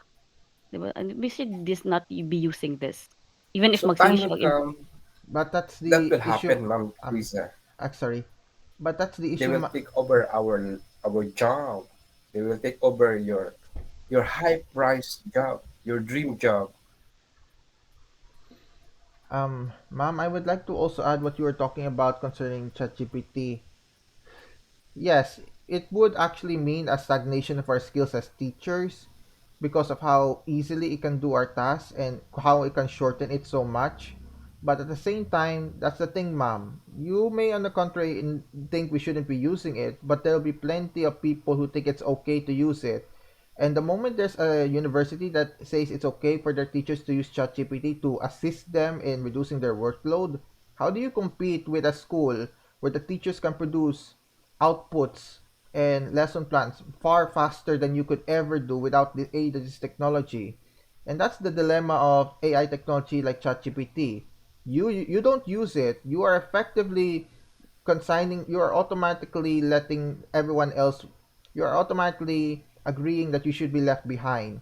And that's the thing about AI technology like this. You are stuck in a scenario where even if you don't want to use it, you have to use it to compete. Otherwise, you are at a huge disadvantage. And what's more is that okay, yes, Michael and go. What you want to? Okay, go ahead. Um, para sa ako, kini ang pinaka-best example ani para ano, wala tay ano problema kay kini na technology is naa para tabangan ta. So maghatag og example. Nate exam. Unya si butang na to Sir Joseph need niya help kay naglisod siya ana na subject. Duwa ang ways nako. Example ako si ChatGPT. Duwa ang ways nako para tabangan siya. One is tudluan nako siya, guide nako siya before the exam. Next is ipa-cheat nako siya sa exam mismo na time. Both are helpful kay Sir Dimen, di ba? Pero na sa iya kung unsay iyang paggamiton is either direct copy or mag-learn siya use me as a guide to learn. So mao nang ano diya conflict diya nakadepende jud na sa paggamit sa tao. So for example, tapulan jud ta, copy na lang nato mo pinaka-easy na paraan di ba?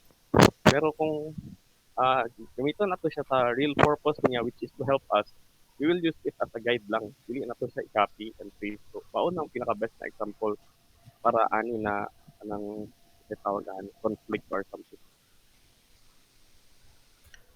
Okay, thank you, John. That's Thank you, really the best. sir. Yeah, that's really the best purpose for this Thank you very much technology for as the an answer. assistant. Answer. Especially right now, what I showed you earlier sa capability niya when I asked it to make a story of Cinderella but every first letter is from A to Z. Almost niya makuha except itong last part. So kailangan some editing pero very capable, very powerful siya. It just needs lang. I think it's 90% capable. The last 10% will just be humans na lang yung matira. But yes, this is really scary powerful. Um, yes, from time to time, I've actually used ChatGPT to try to help me guide my way through a lesson. That's not to say I completely disregard much of the process when it comes to being a teacher, but there's a lot of parts where I just use it to just cut down my time so I can focus on what I think is more important, like yung lesson presentation, because ako pa rin mag-present sa lesson ko. Even if my assistant sa lesson yan with ChatGPT, ako naman mag-dictate kung ano yung nasa lesson, kung anong direction siya mag-go, hindi si ChatGPT. Assistant lang siya. Uh-huh. And hopefully people don't make the mistake of making ChatGPT the in charge instead of the assistant, because ChatGPT is an amazing assistant, but that's it.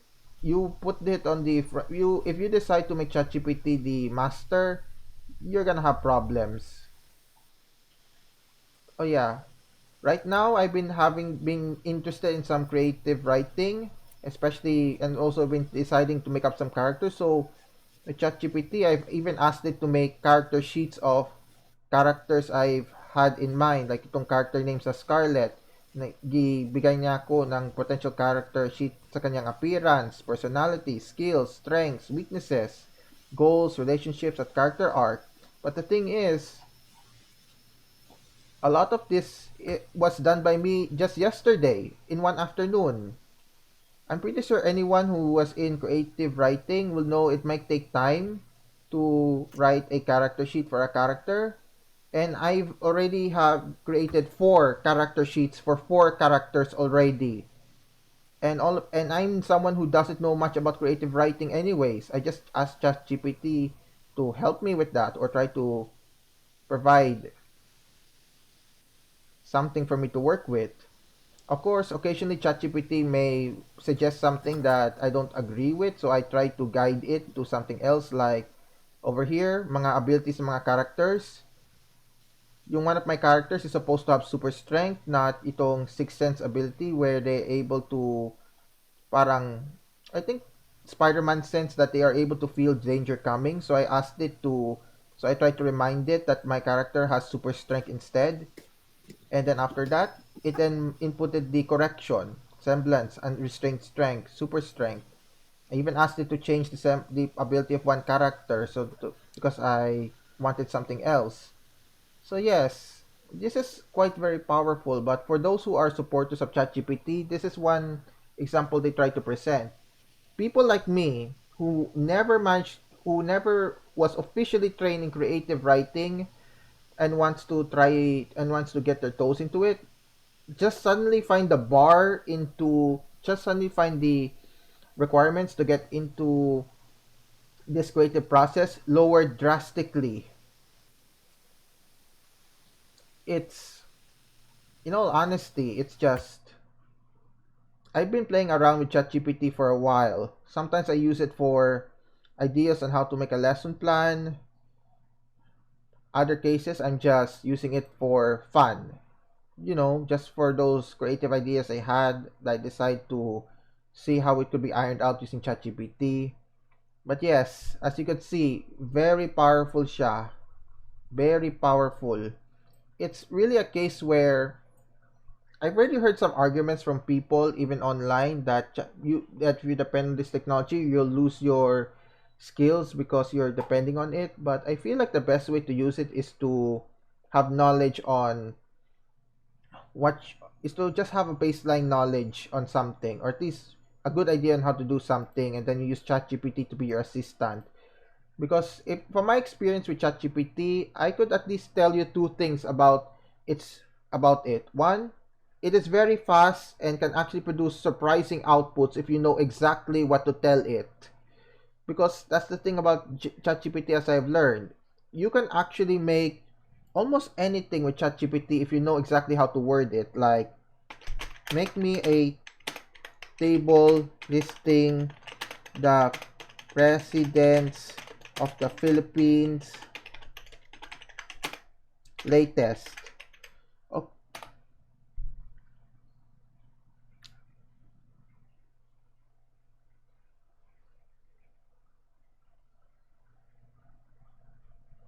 hello, everyone?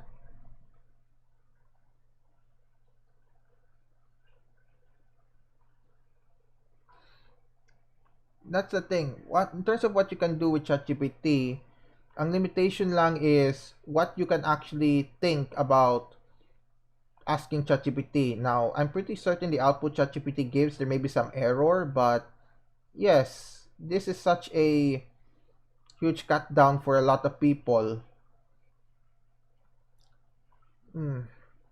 Okay, one more one more thing I should actually add. While ChatGPT's flaw, okay, you notice that it mentioned that its knowledge cutoff is 2021, September 2021. That's the only limitation ChatGPT has right now. They only had the thing actually learn or have information up to 2021 lang. So anything beyond 2021, it essentially doesn't know. So right now, it doesn't know yet the latest president. Si Benigno, si It doesn't know yata about BBM being our latest president. It only knows Duterte lang. But even then, I just have to emphasize something about ChatGPT and the one that I'm running on this website. It's a researcher preview, meaning beta lang siya, meaning it's not the full product yet. It's still being built up pa. So yes, maybe the next time when I would be showing ChatGPT here in this online lesson, iba na yung capabilities niya. Yes? Yes, Virador? Is it is the same, sir, like searching Google? Because I think all the information from ChatGPT is also from all the information that's uploaded in the internet, right? So it's just more like specific. For example, unlike searching Google, you can see a lot of out you will see daghan nga mga websites, but I think GPT will give you more precise or easier. Is it the difference between searching online and using GPT? Okay, the difference is that with ChatGPT, it has been trained on data from the internet. So it can act, so with that data it's able to produce an output. So you could say it's like maybe slightly making things easier for you since it can give you an idea on what you're looking for. But I would highly advise against using ChatGPT as your final output because whatever because it can still make mistakes. In fact, from my experience, Plagiarism also, it right? makes occasional it occasionally forgets things, especially if you're giving it a long conversation. So I would really advise that anyone using this to at least be very vigilant on the output it's producing because it can make an occasional mistake every now and then that you'll have to correct. But this is only a research preview pa, so mag-improve pa siya. And right now, the current capabilities are crazy powerful. Okay, yes? Sino pa? Yes?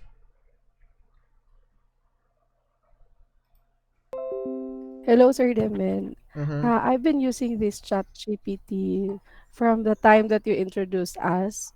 So I've been so curious about it and I'm very amazed. It offers more on summaries and very helpful ideas. Mm-hmm. It is in you that you can more dig in or dig into the outline that he gave you.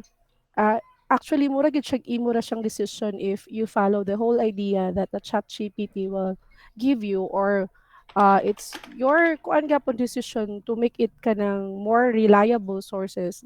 You search it to Google dayon. Muna akong gabuhaton ma'am answer. Mm-hmm. That's correct. That's exactly how you should be using ChatGPT. It it's made for to be the best greatest assistant you'll ever have. Okay? Sino pa? Yes, and go. Actually kanang kung gusto kag reference, pwede man nimo ibutang sa prompt na with reference, tas ihatag na niyang reference para dili na nimo kinahanglan i-search ang reference kung asa niya yung ipangkuha. Kaya totong sumpay kang mamadilin na ano. Okay, let me see. Give me references.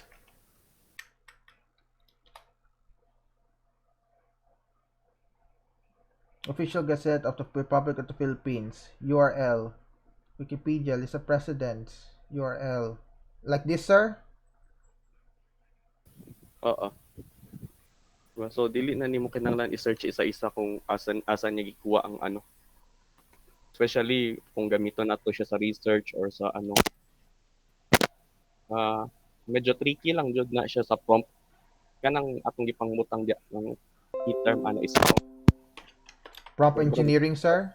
oo. So kung nakigstorya ta niya ba, so kung mas concise atong gipangstorya niya, mas concise pud ang ihatag sa tuwa na tubag. Oh, oh, sir. That's the thing about ChatGPT. You have to start reevaluating how you want to communicate what you want it to do. Because from my experience, if you know the proper way to tell it to do something, it will actually do it. You just need to know how to properly tell it. Yeah, it depends how you construct the question. Yes, Maslog?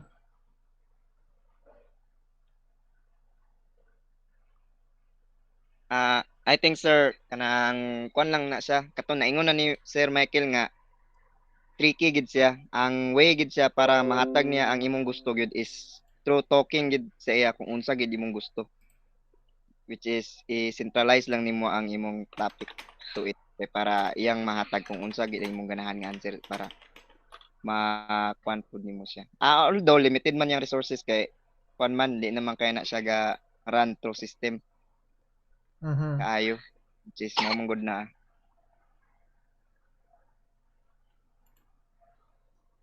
One more. Okay.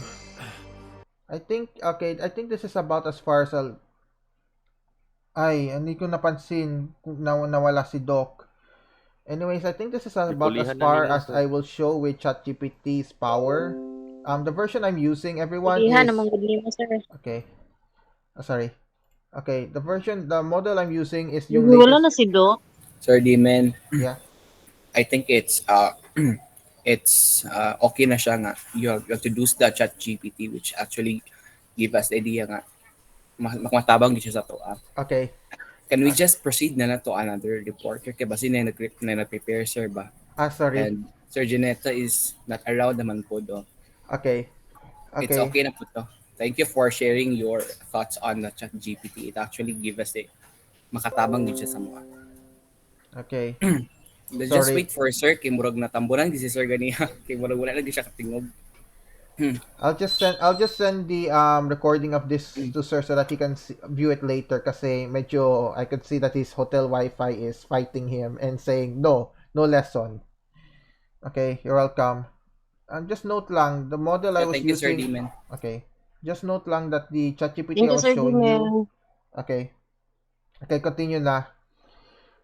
It's just too amazing. Okay. Thank you.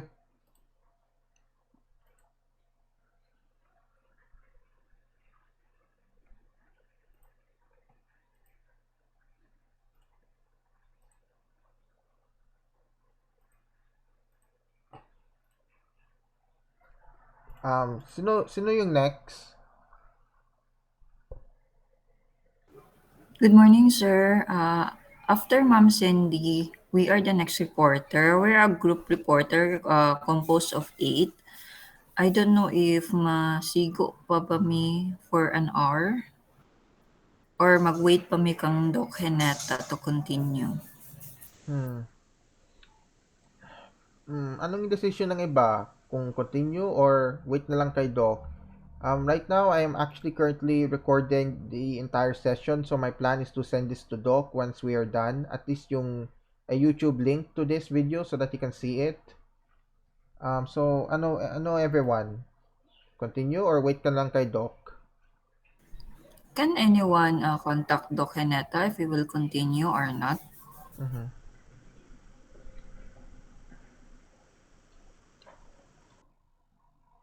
Unstable mo gud ang yung internet connection mo nang kawalang-wala siya. Yeah.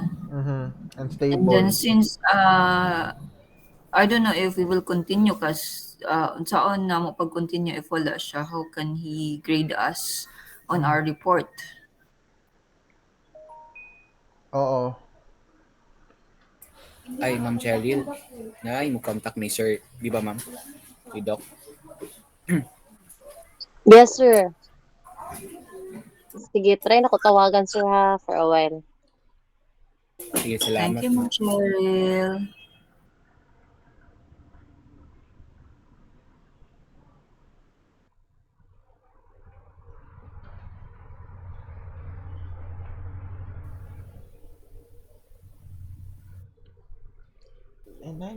And I've only tackled Ma'am Sin, just maayo ko ana be. part lang. There's actually what is a, these are open source models, meaning they're not as powerful, but there's a dangerous thing I should tell you about this.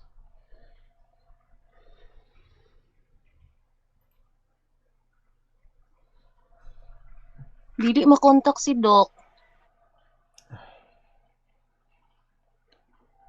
Meaning is Cannot be reached man siya. the only difference is that you Pati signal sa network siguro wala. okay. I'm just gonna actually get Pero gamay pang naka-report no. this is essential.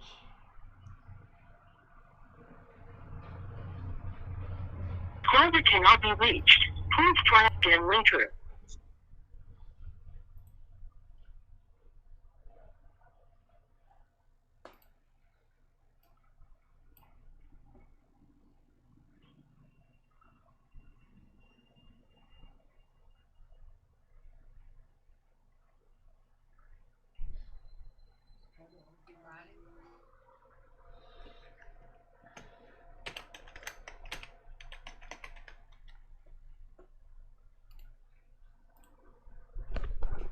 This is just such an insanely powerful technology. Or pwede naman siguro po itong idea ni Sir Demin nga nag-record man po siya. So maybe we could send na link na lang po sa kinsay mag-report na lang bahalag wala si Sir. Kay makadaw man po siya. Iya man po nang i-record po itong mag-participate and talk during the recitation right after. Or okay ra ba sa next reporter? Pero if not, is just wait na lang dayon.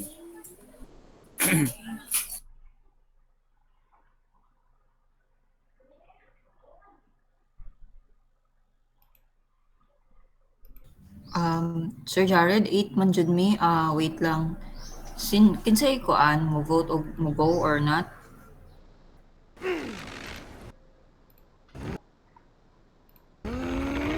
We're composed of Miss Irish Obalde, um, Sir David, um, sakit to.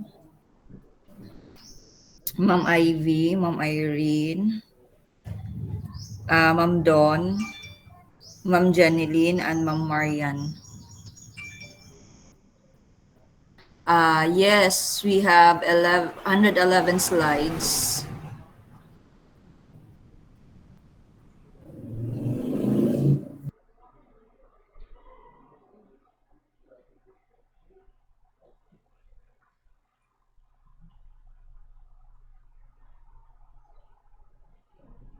Grabe kadaghan. Yes, daghan gid siya, ma'am. Kanang sa tag isa sa inyo ma'am nay specific na topic? Yes, ma'am. Giusa lang namo siya. So, so kung kinsa ang maabtan sa time ma'am, dadto na lang siguro magputol or unsa ba kaha? Yeah, I agree. Ano siguro tong buhaton? Para nga dita makalas Pwede ang ra. time. Okay, we still Kay have murag maps 1 hour kay pa man. 1 hour hapit. Butan na Wait naman. lang ha. Lahi-lahi mo og topic, ma'am.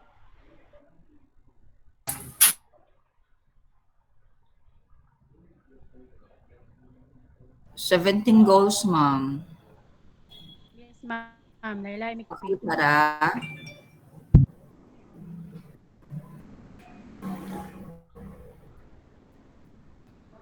Can anyone see my screen? Yes, Yes ma'am. ma'am. Yes ma'am. Okay, so continue na lang ta para dili sayang oras po and then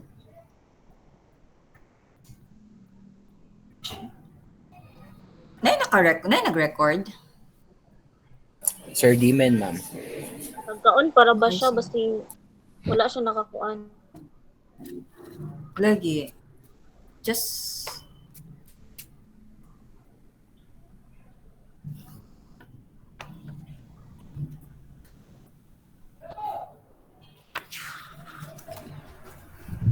Ma'am Audrey, nako gichat. lagi, Ma'am Sin. Wala mong record kasi pwede palain maka-record just in case lang. Wala ko screen recording sa akong laptop, man gyud. Naay ako ka pero dili man mo catch og kanang sani audio. Audio. Wala Oh, na ko. lagi di isin mo katakog audio.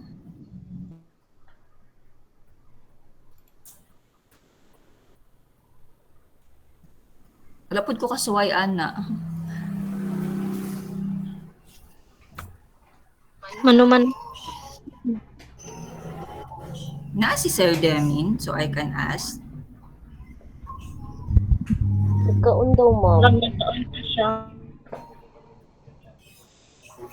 Ma'am, i-try daw ang i-press ang Windows Alt R sa imong Alt R. keyboard. Oo, Windows Alt R. Windows plus Alt plus R.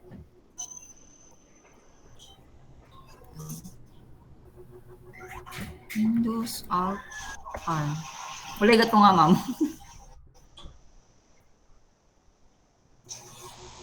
Agoy.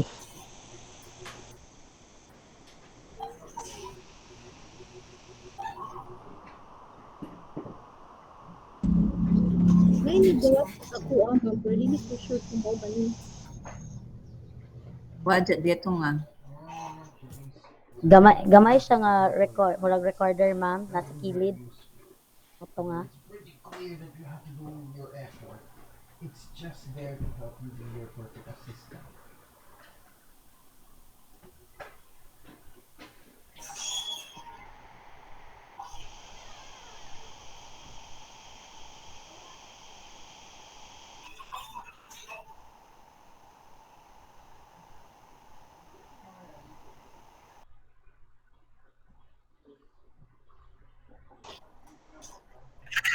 Sin?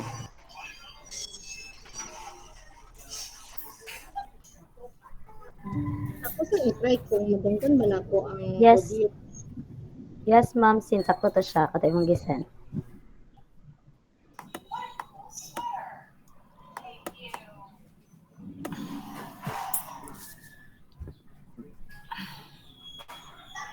Ma'am, pag naka-save, asa na siya makita? Ay, kanang, kung i-stop na siya, asa makita? Sa videos, ma'am.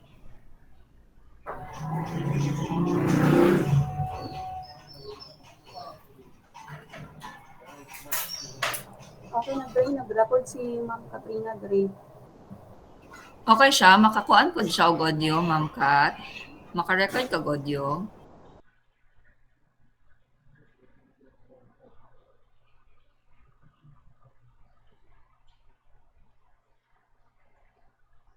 Okay, sige.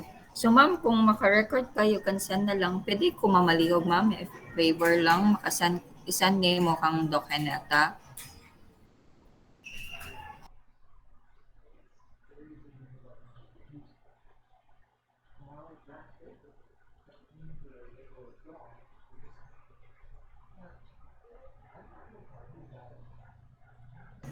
Pwede ma'am, bali siguro i-upload na lang nimo siya through Google Drive and then isa na lang nimo kang dokeneta ang link para iyahang ma-access.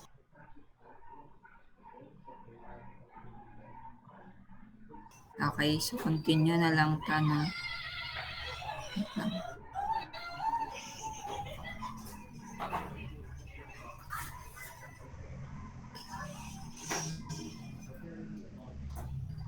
So,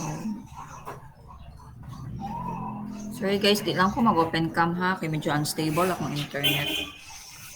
So our topic will be about the Sustainable Development Goals or SDG of the United Nations. So in September 2015, the world leaders agreed to have a 17 global goals. So these goals have the power to create a better world by 2030 by ending the poverty, finding inequality, and addressing the urgency of the climate change while ensuring that no one is left behind. So it consists of 17 goals, 169 targets, and 232 unique indicators. Now, in the background of the Sustainable Development Goals, during the duration of last 2000 to 2015, they have only 8 goals, which is the Millennium Development Goals. Now, for the duration of 2016 to 2030, there are 17 goals na po, and then which are called the Sustainable Development Goals. So the United Nations objective is to create positive and hopeful language that will be thread through. So strengthening the sense that we are. Now the United Nations aim is that the SDGs will inspire and help carry the promise of a better world forward. So these are the 17 goals which will be one by one reported by my group mates. So for the number one is no poverty farms everywhere. So the eradicating poverty is not a task of charity. So it is an act of justice and the key to unlocking an enormous human potential. So as of now, nearly half of the world's population lives in poverty, and there are already lack of food and clean water that is killing thousands of every single day. So together we can feed the hunger, wipe out disease, and give everyone the world the chance to prosper and live a productive and rich life. So here are the targets. First is to eradicate extreme poverty. Means that currently measured as people living in less than $1.25 a day. So as of now, one people or one human is living $1.25 a day, which is medyo ubos gid kay siya. Second is reduce at least by half a portion of men, women, and children of all ages living in poverty. So number three is implement national appropriate social protection system and measures for all. So it's the goal by 2030 is to achieve sustainable coverage of the poor and the vulnerable. Fourth is to ensure all men and women, in particular the poor and the vulnerable, have equal rights to economic resources. Build the resilience of the poor and those in the vulnerable situation to reduce the exposure and vulnerability of the climate-related extreme events and their economic, social, and environmental shocks and disasters. Another is to ensure significant mobilization of resources. So dapat na ay equal naatay equal, each human has an equal resources. Dapat naatay what's this equal gyud ang ato ang tawag ani kanang source sa resources nato. So not kaning isa dili pwede nga advantage siya sa uban, ang isa pod is less advantage. And also create policy frameworks of the national and regional international levels.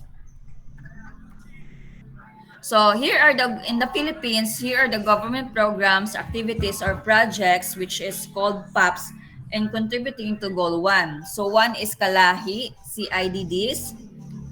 Another is Alcansya program, Sustainable Livelihood Program, Social Pension Program for Indigent Senior Citizens. So mabantayan man nato nga kada senior citizen labaw na tong wala dili pensionado sa SSS naa sila pension sa government. I don't know how much sa uban but here in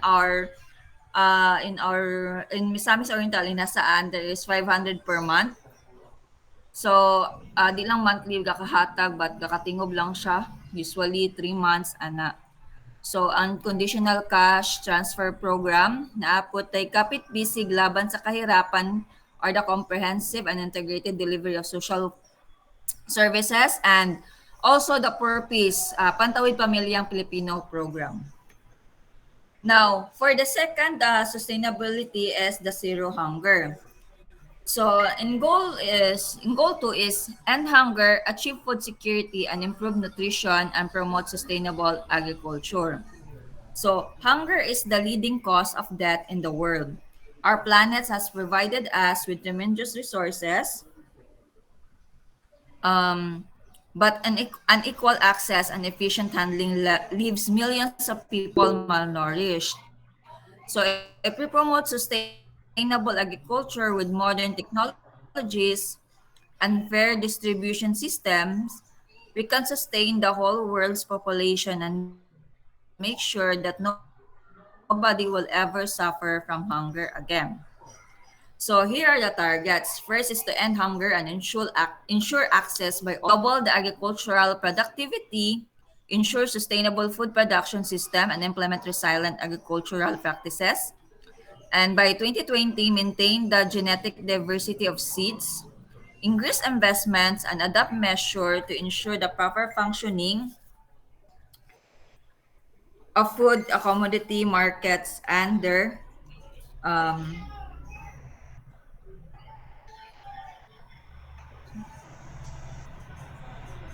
and their derivatives. Wait lang po ah.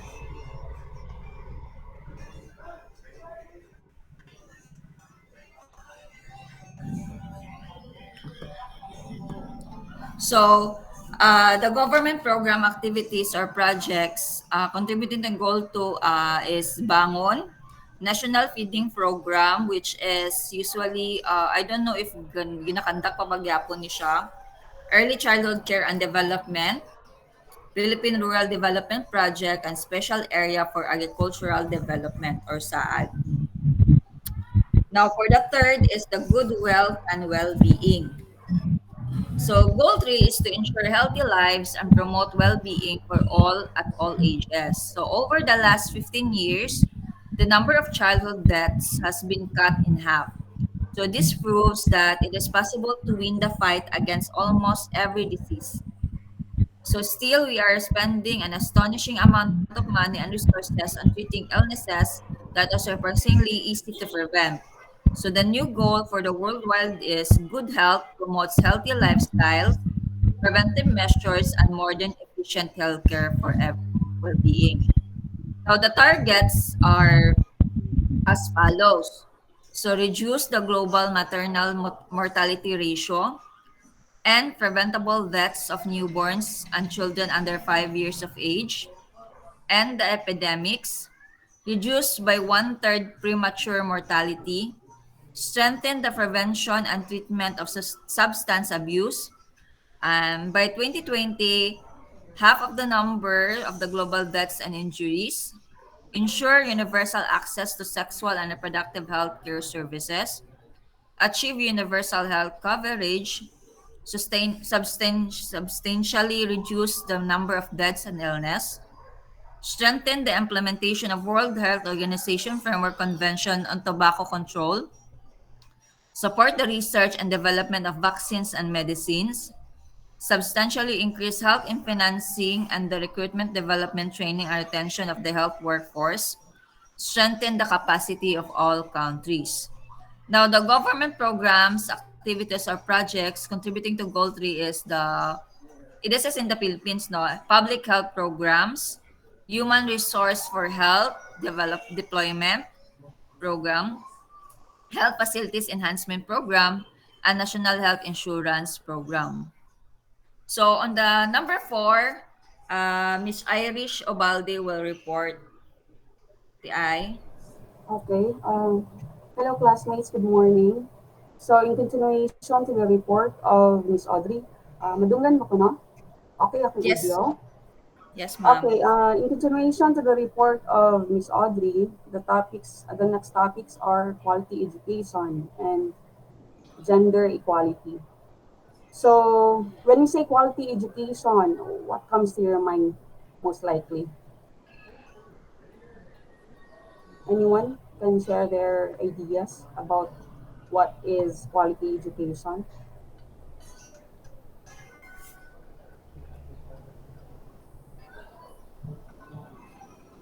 Hello? Madunggan ko? Yes, ma'am. Yes, ma'am Irish, madunggan ka. Okay, quality education. When we say quality education, it is an education of high standard, no, or high degree. According to VWeb organization, they define education as a well systematic education or well designed uh, that provides learners with competencies they require to have a to develop sustainable livelihood, to create Yeah. peaceful and democratic societies, as well as to enhance their Okay. well-being. Next slide, Ray, please. So the uh, goal of UN under quality education is to ensure that inclusive uh, and equitable education is provided for everyone. So the importance of education is sustainable development. Can you please read, May Marie, the slide?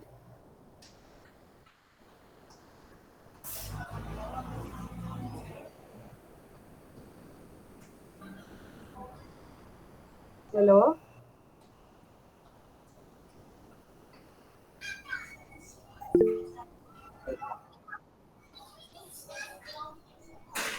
Okay, please, Madeline, can you please read?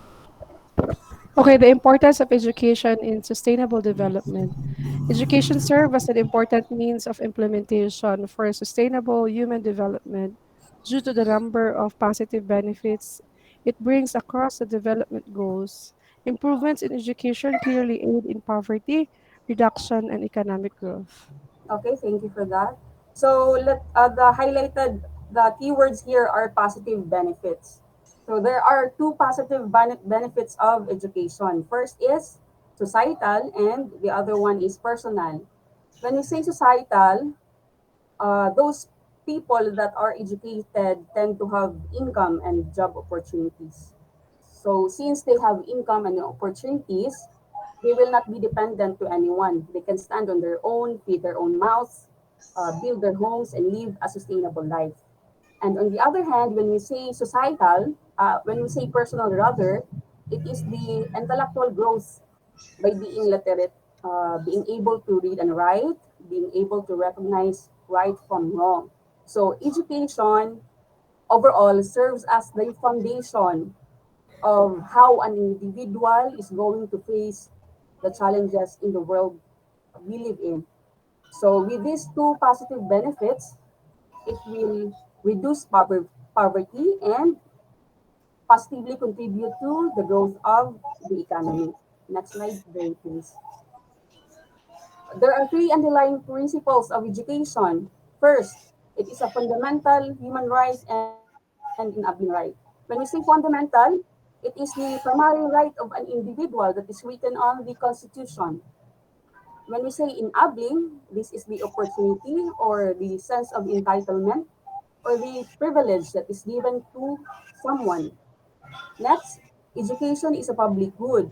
Public good meaning all the services related to education is administered by the government, where it is made available to the society for common benefit and use.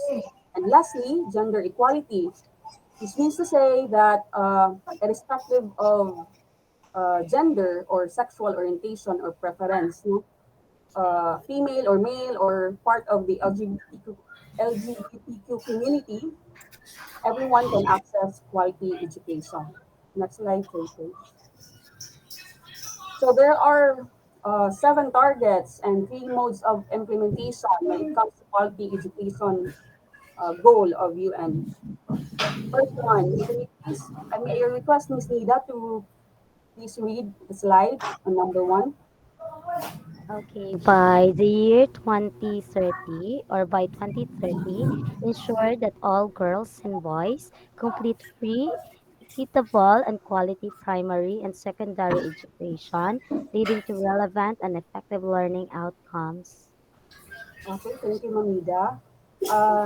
This is commonly the recommended curriculum, no, of a country, which is now the Philippines has practiced and implemented the K to 12 program. When we say primary and secondary, that is composed of from kindergarten up to grades 12, where kindergarten is for 1 year.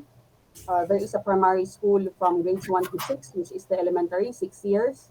And then the lower secondary education, that is a junior high school, which is 4 years from grades 7 to 10. And then lastly, the upper secondary education, which is the grades 11 to 12 or 2 years completion. Number two, can I request Miss Fiza to please read the slide? By 2030, ensure that all girls and boys have access to quality early childhood development, care, and pre-primary education so that they are ready for primary education. Thank you. So it talks about the early childhood development care and pre-primary education. When we say early child development care, it is a program provided for a child to ensure proper growth and development. It is also here in the Philippines, equivalent is under the program of the Department of Health, no, where they provide healthcare services to a mother up to the 35 months of a child to ensure proper growth and development. And when we say pre-primary education, this is the nursery program or the daycare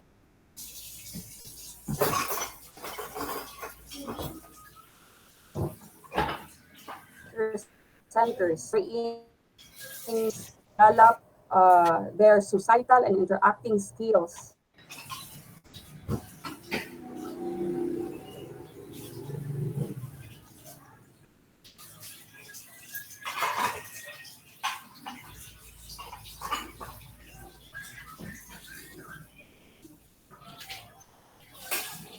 Di ka na madungog, Ma'am Ay. Ma'am Irish.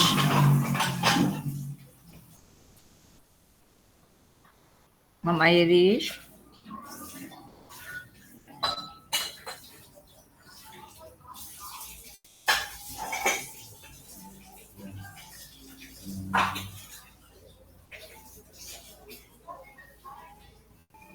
Ma'am Irish. Wala siya.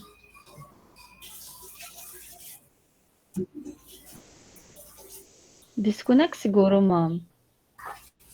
Check na ako.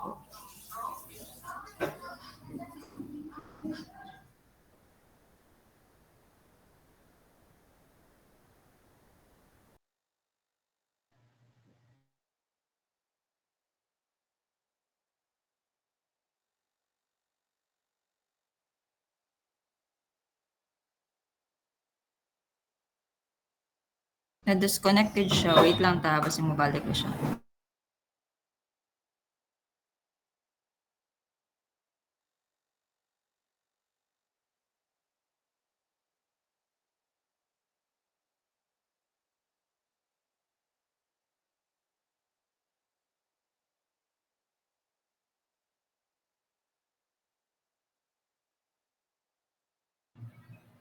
Hi, good morning, classmates.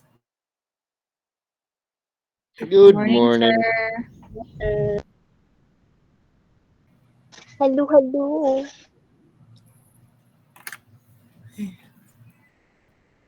Kainit.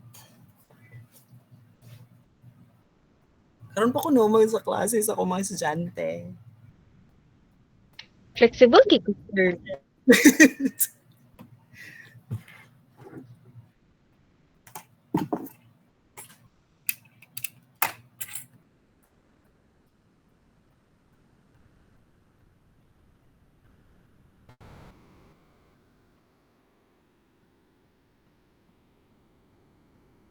Tuod nagunsa na ta, Ma'am Sin. Wala pag-report, sir. Silang Ma'am Audrey na ang nag-report karon. Wala kay Hello, internet. nawala gid ang internet ni Ma'am Irish, no? Okay lang mo next topic ta, i-continue na lang nato siya Yes, later. ma'am. Sige, Yes, Ang ma'am. ma'am. next is si Sir Pwede David. naman. Si Sir David, okay lang? Sir David, okay ra ka? Kira ko, ma'am.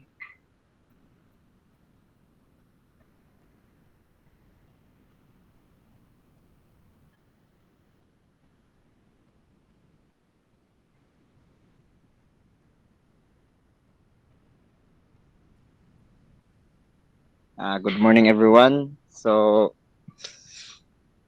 my topic for today is clean water and sanitation based on ano siya, the UN goals. So, next, ma'am.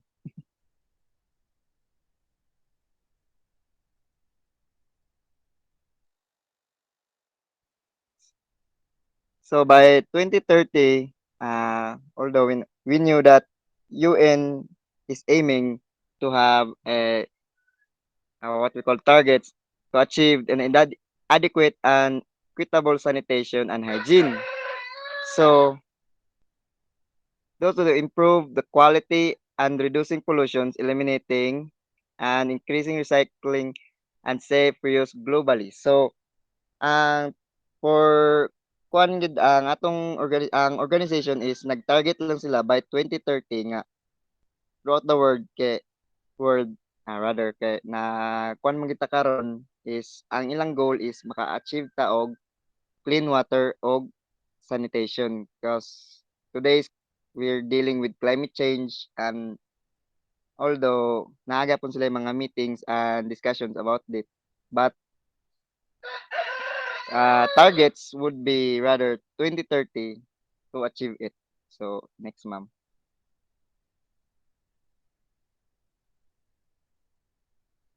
So again by 2030 gi-increase nila ang water use efficiently across all sectors, ensure sustainable withdrawals and supply of fresh water and address water scarcity and sustainable reduce the number of people suffering from water scarcity.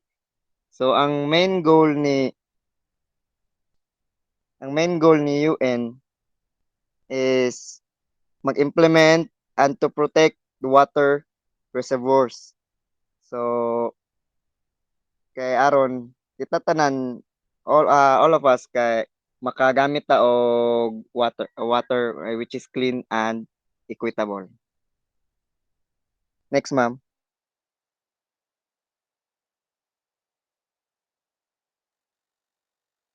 So by 2030 again, expand international cooperations and capacity building to support developing countries in water and sanitation related activities and programs, including water harvesting and water efficiency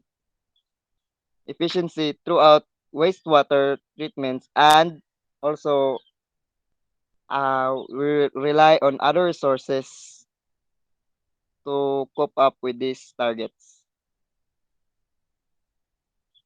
Next, ma'am.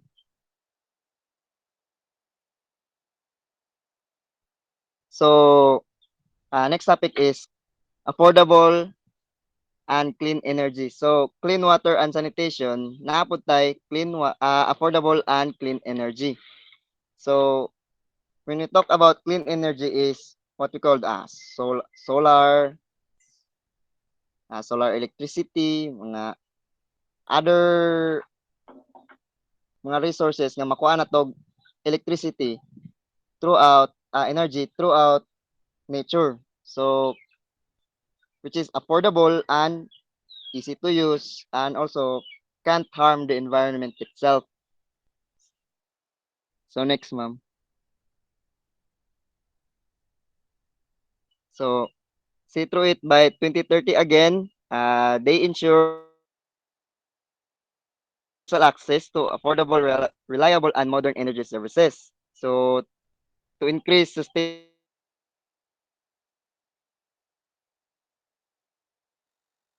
so ang atong daily nga ron nga energy sources is which is coal,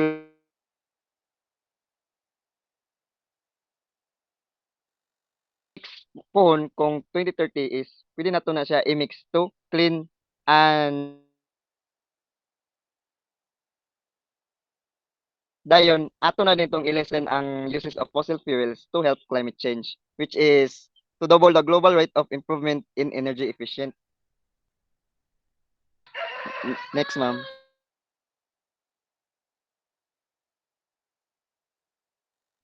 So by 2030 again, they will enhance international cooperation to facilitate access to clean energy and technology, including renewable energy and efficient and advanced to produce cleaner fossil fuel technology and promote investments in energy infrastructure and clean energy technology.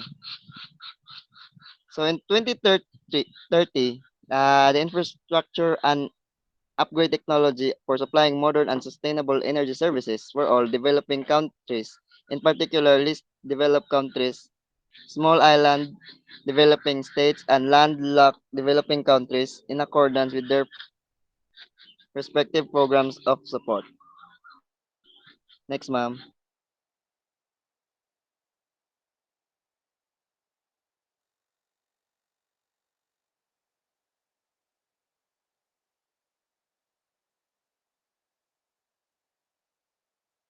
So these are the references that uh, uh, I've been searching. So you may look at or screenshot it to have a better viewing.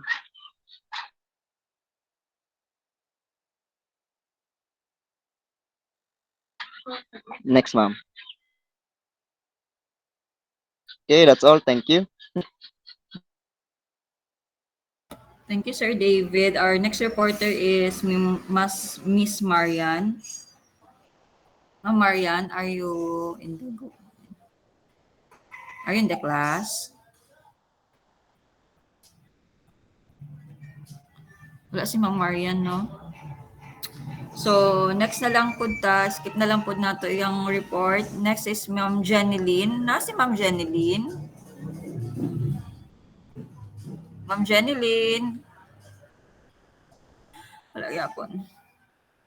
Next is Ma'am Don. Si Ma'am Don? Ma'am Don. Ma'am Jeneline, naara ka? Ma'am Jed, dito ka madunggan. Ma'am? Good morning, Okay, ma'am. makareport ka, ma'am? Yes, ma'am. Yes, ma'am. What is topic 10 to 11?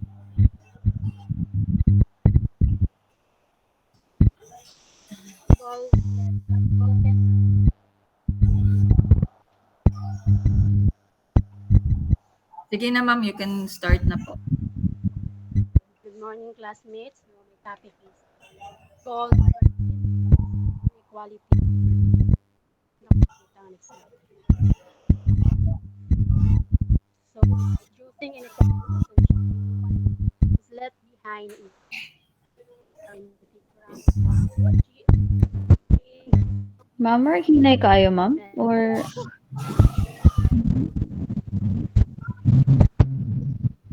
akong internet siguro ma'am. Ma'am Jed, ita ka madunggan Ma'am Jed. Ah, tapos siguro ang internet ma'am.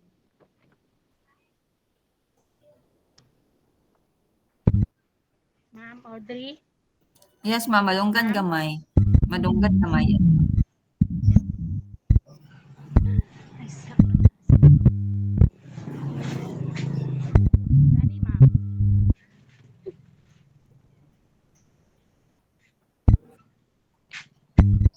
So, next na lang ma'am. Ha?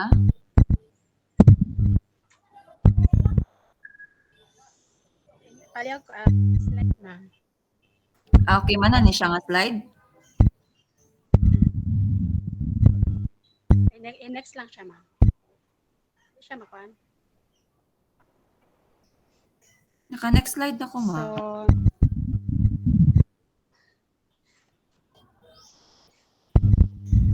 ako na lang siya ipatapon ha.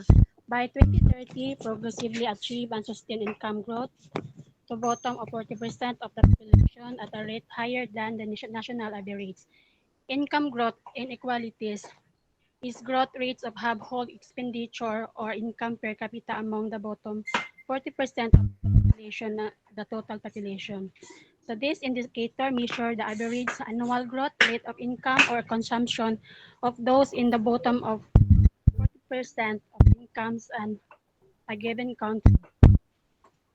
So target 10 universal social, economic, and political inclusion. So by 2050, empower and promote the social, economic, and political inclusion of all, irrespective of age, sex, disability, race, ethnicity, origin, religion, or economic or other status. People living below 50% of median income. So this indicator the proportion of living people below 50% median income by sex, age, and person with disabilities. So target 10 to ensure equal opportunities and discrimination. So, so ensure equal opportunity and reduce of income, including eliminating discriminatory laws, policies, and practices appropriate legislation, policy action is required. So, eliminating discriminatory practices is the protection of all population reporting having personally felt discriminated against, harassed in the previous 12 months on the basis of a ground of discrimination prohibited under international human rights law.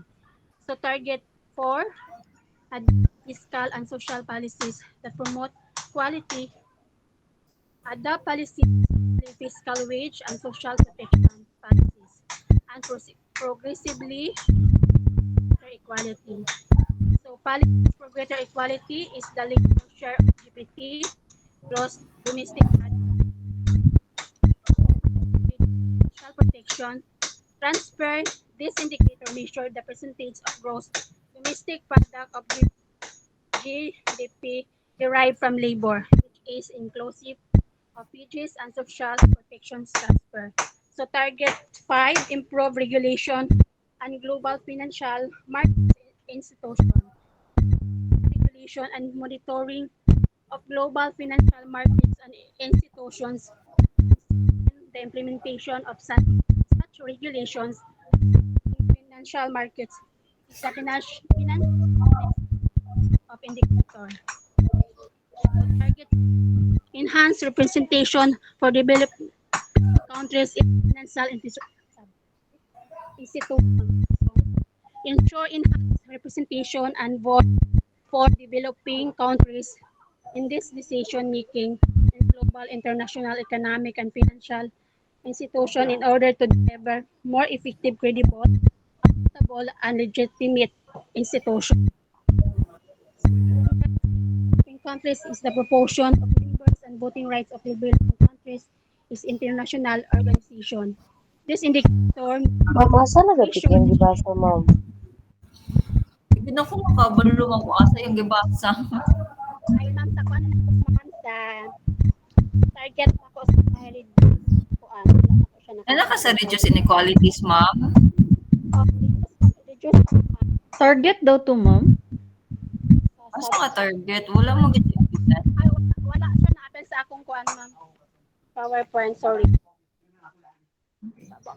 Kapila siya nga goal? So goal 10. 10. Goal 10 ma'am.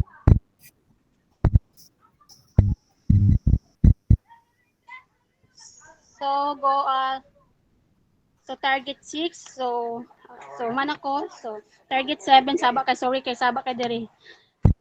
Target 7 responsible and well managed migration policies.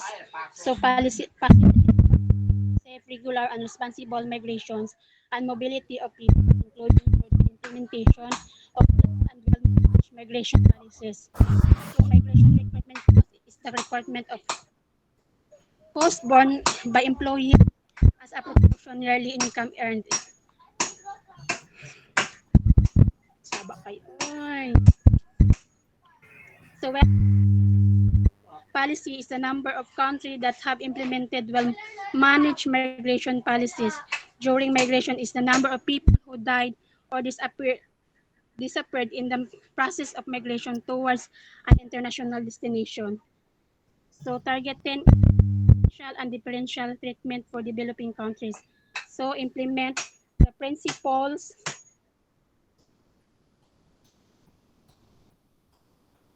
implement the principle of a special and differential treatment for developing countries, in particular less developed countries, in accordance with World Trade Organization agreements. So dito na ko sa next slide na ko ma'am sa government kay man sa baka diri.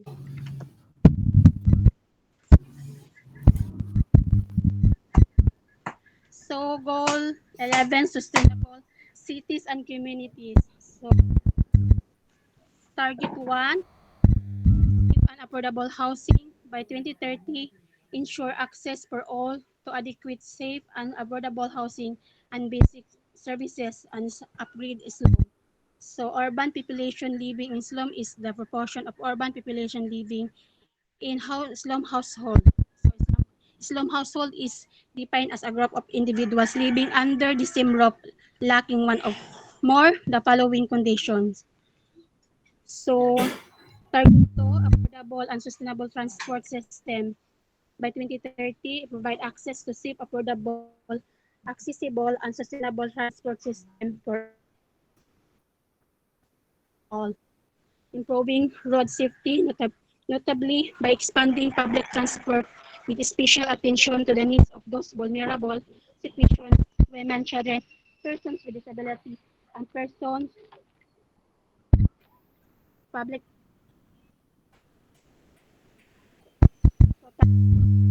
inclusive and sustainable urbanization by 2030. So, enhance inclusive and sustainable urbanization capacity for participatory, integrated, and sustainable human settlement planning and management in all countries. So, sustainable urbanization rates the ratio of land consumption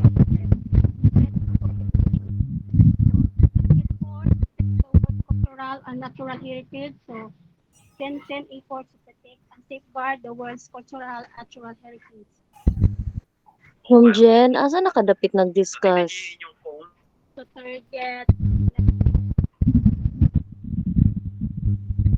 11B na ko, ma'am. Target 11 point something, ma'am. Point 2, point 3, point 4. 11.4. 11B. 11B. 11B, ma'am. Huh? 11B. 11. 11.4 Ma'am o Jen, gulahin 11.4? mo yung report, Ma'am Jen. I mean, wala na mag-send sa ako imuhang new report if ever na aman.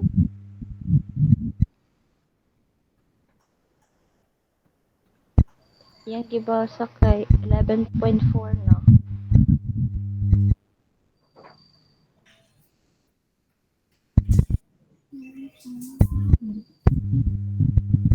Wala siya. 11B. Tara.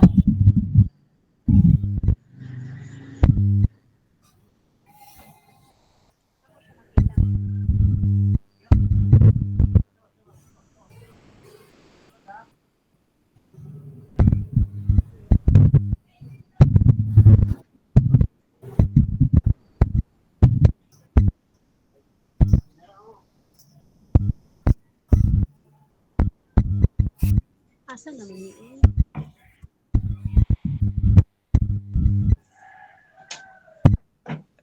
Ma'am Audrey? 11B na ka, Yes ma'am. po, ma'am. Next slide na, ma'am. Asa nga slide, ma'am? Kay dili mo gid ako mag-get sa imong report. Naglahi kag report and then wala din mo i-check siya.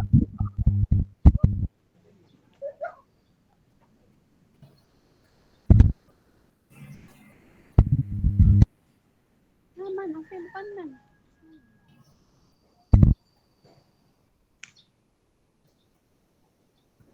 Sige. Sige, target 11.7.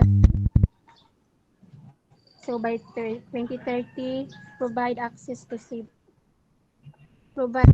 access to public space, in particular for women and children, older person, and persons with disability. So provide universal access to safe, inclusive, and accessible green and public spaces, in particular for women and children. To target 11.A, support positive economic, social, environmental link between urban, pre-urban, and rural areas by strengthening national and regional development planning. So, positive economic, social, environmental between urban, and rural areas. So 11.B will substantially increase the number of cities and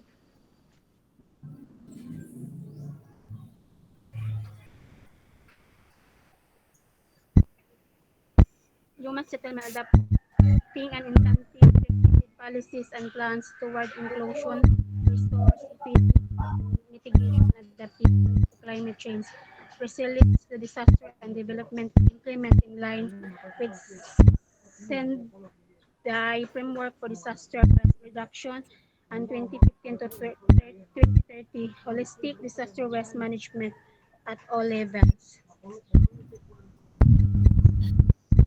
Okay, for the next reporter, Ma'am Dawn.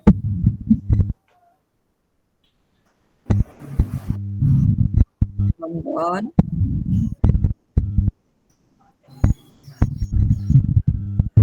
Nasi Ma'am Dawn? Wala. Ma'am Irene.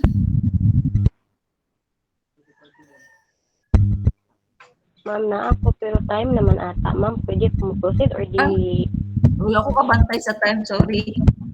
Time naman. Sorry, ma'am. Sige, ma'am.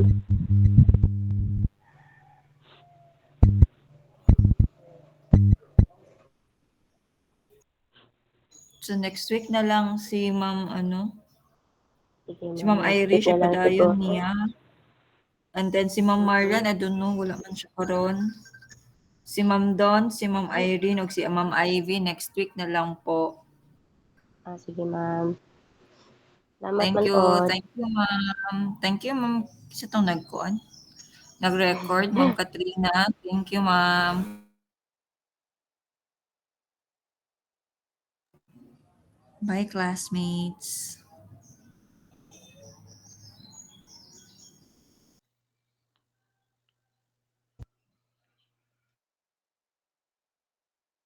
Mamahaw na ta. Magbuhat og flashcard. Buhat na yung tag-flashcard mo magkaon. Bye. Okay, bye everyone. Bye I'll everyone. I'll render the video para masend si Sir yung report ninyo. Bye, everyone. Thank you, Sir See you all Joseph. tomorrow. Thank you, everyone. Bye.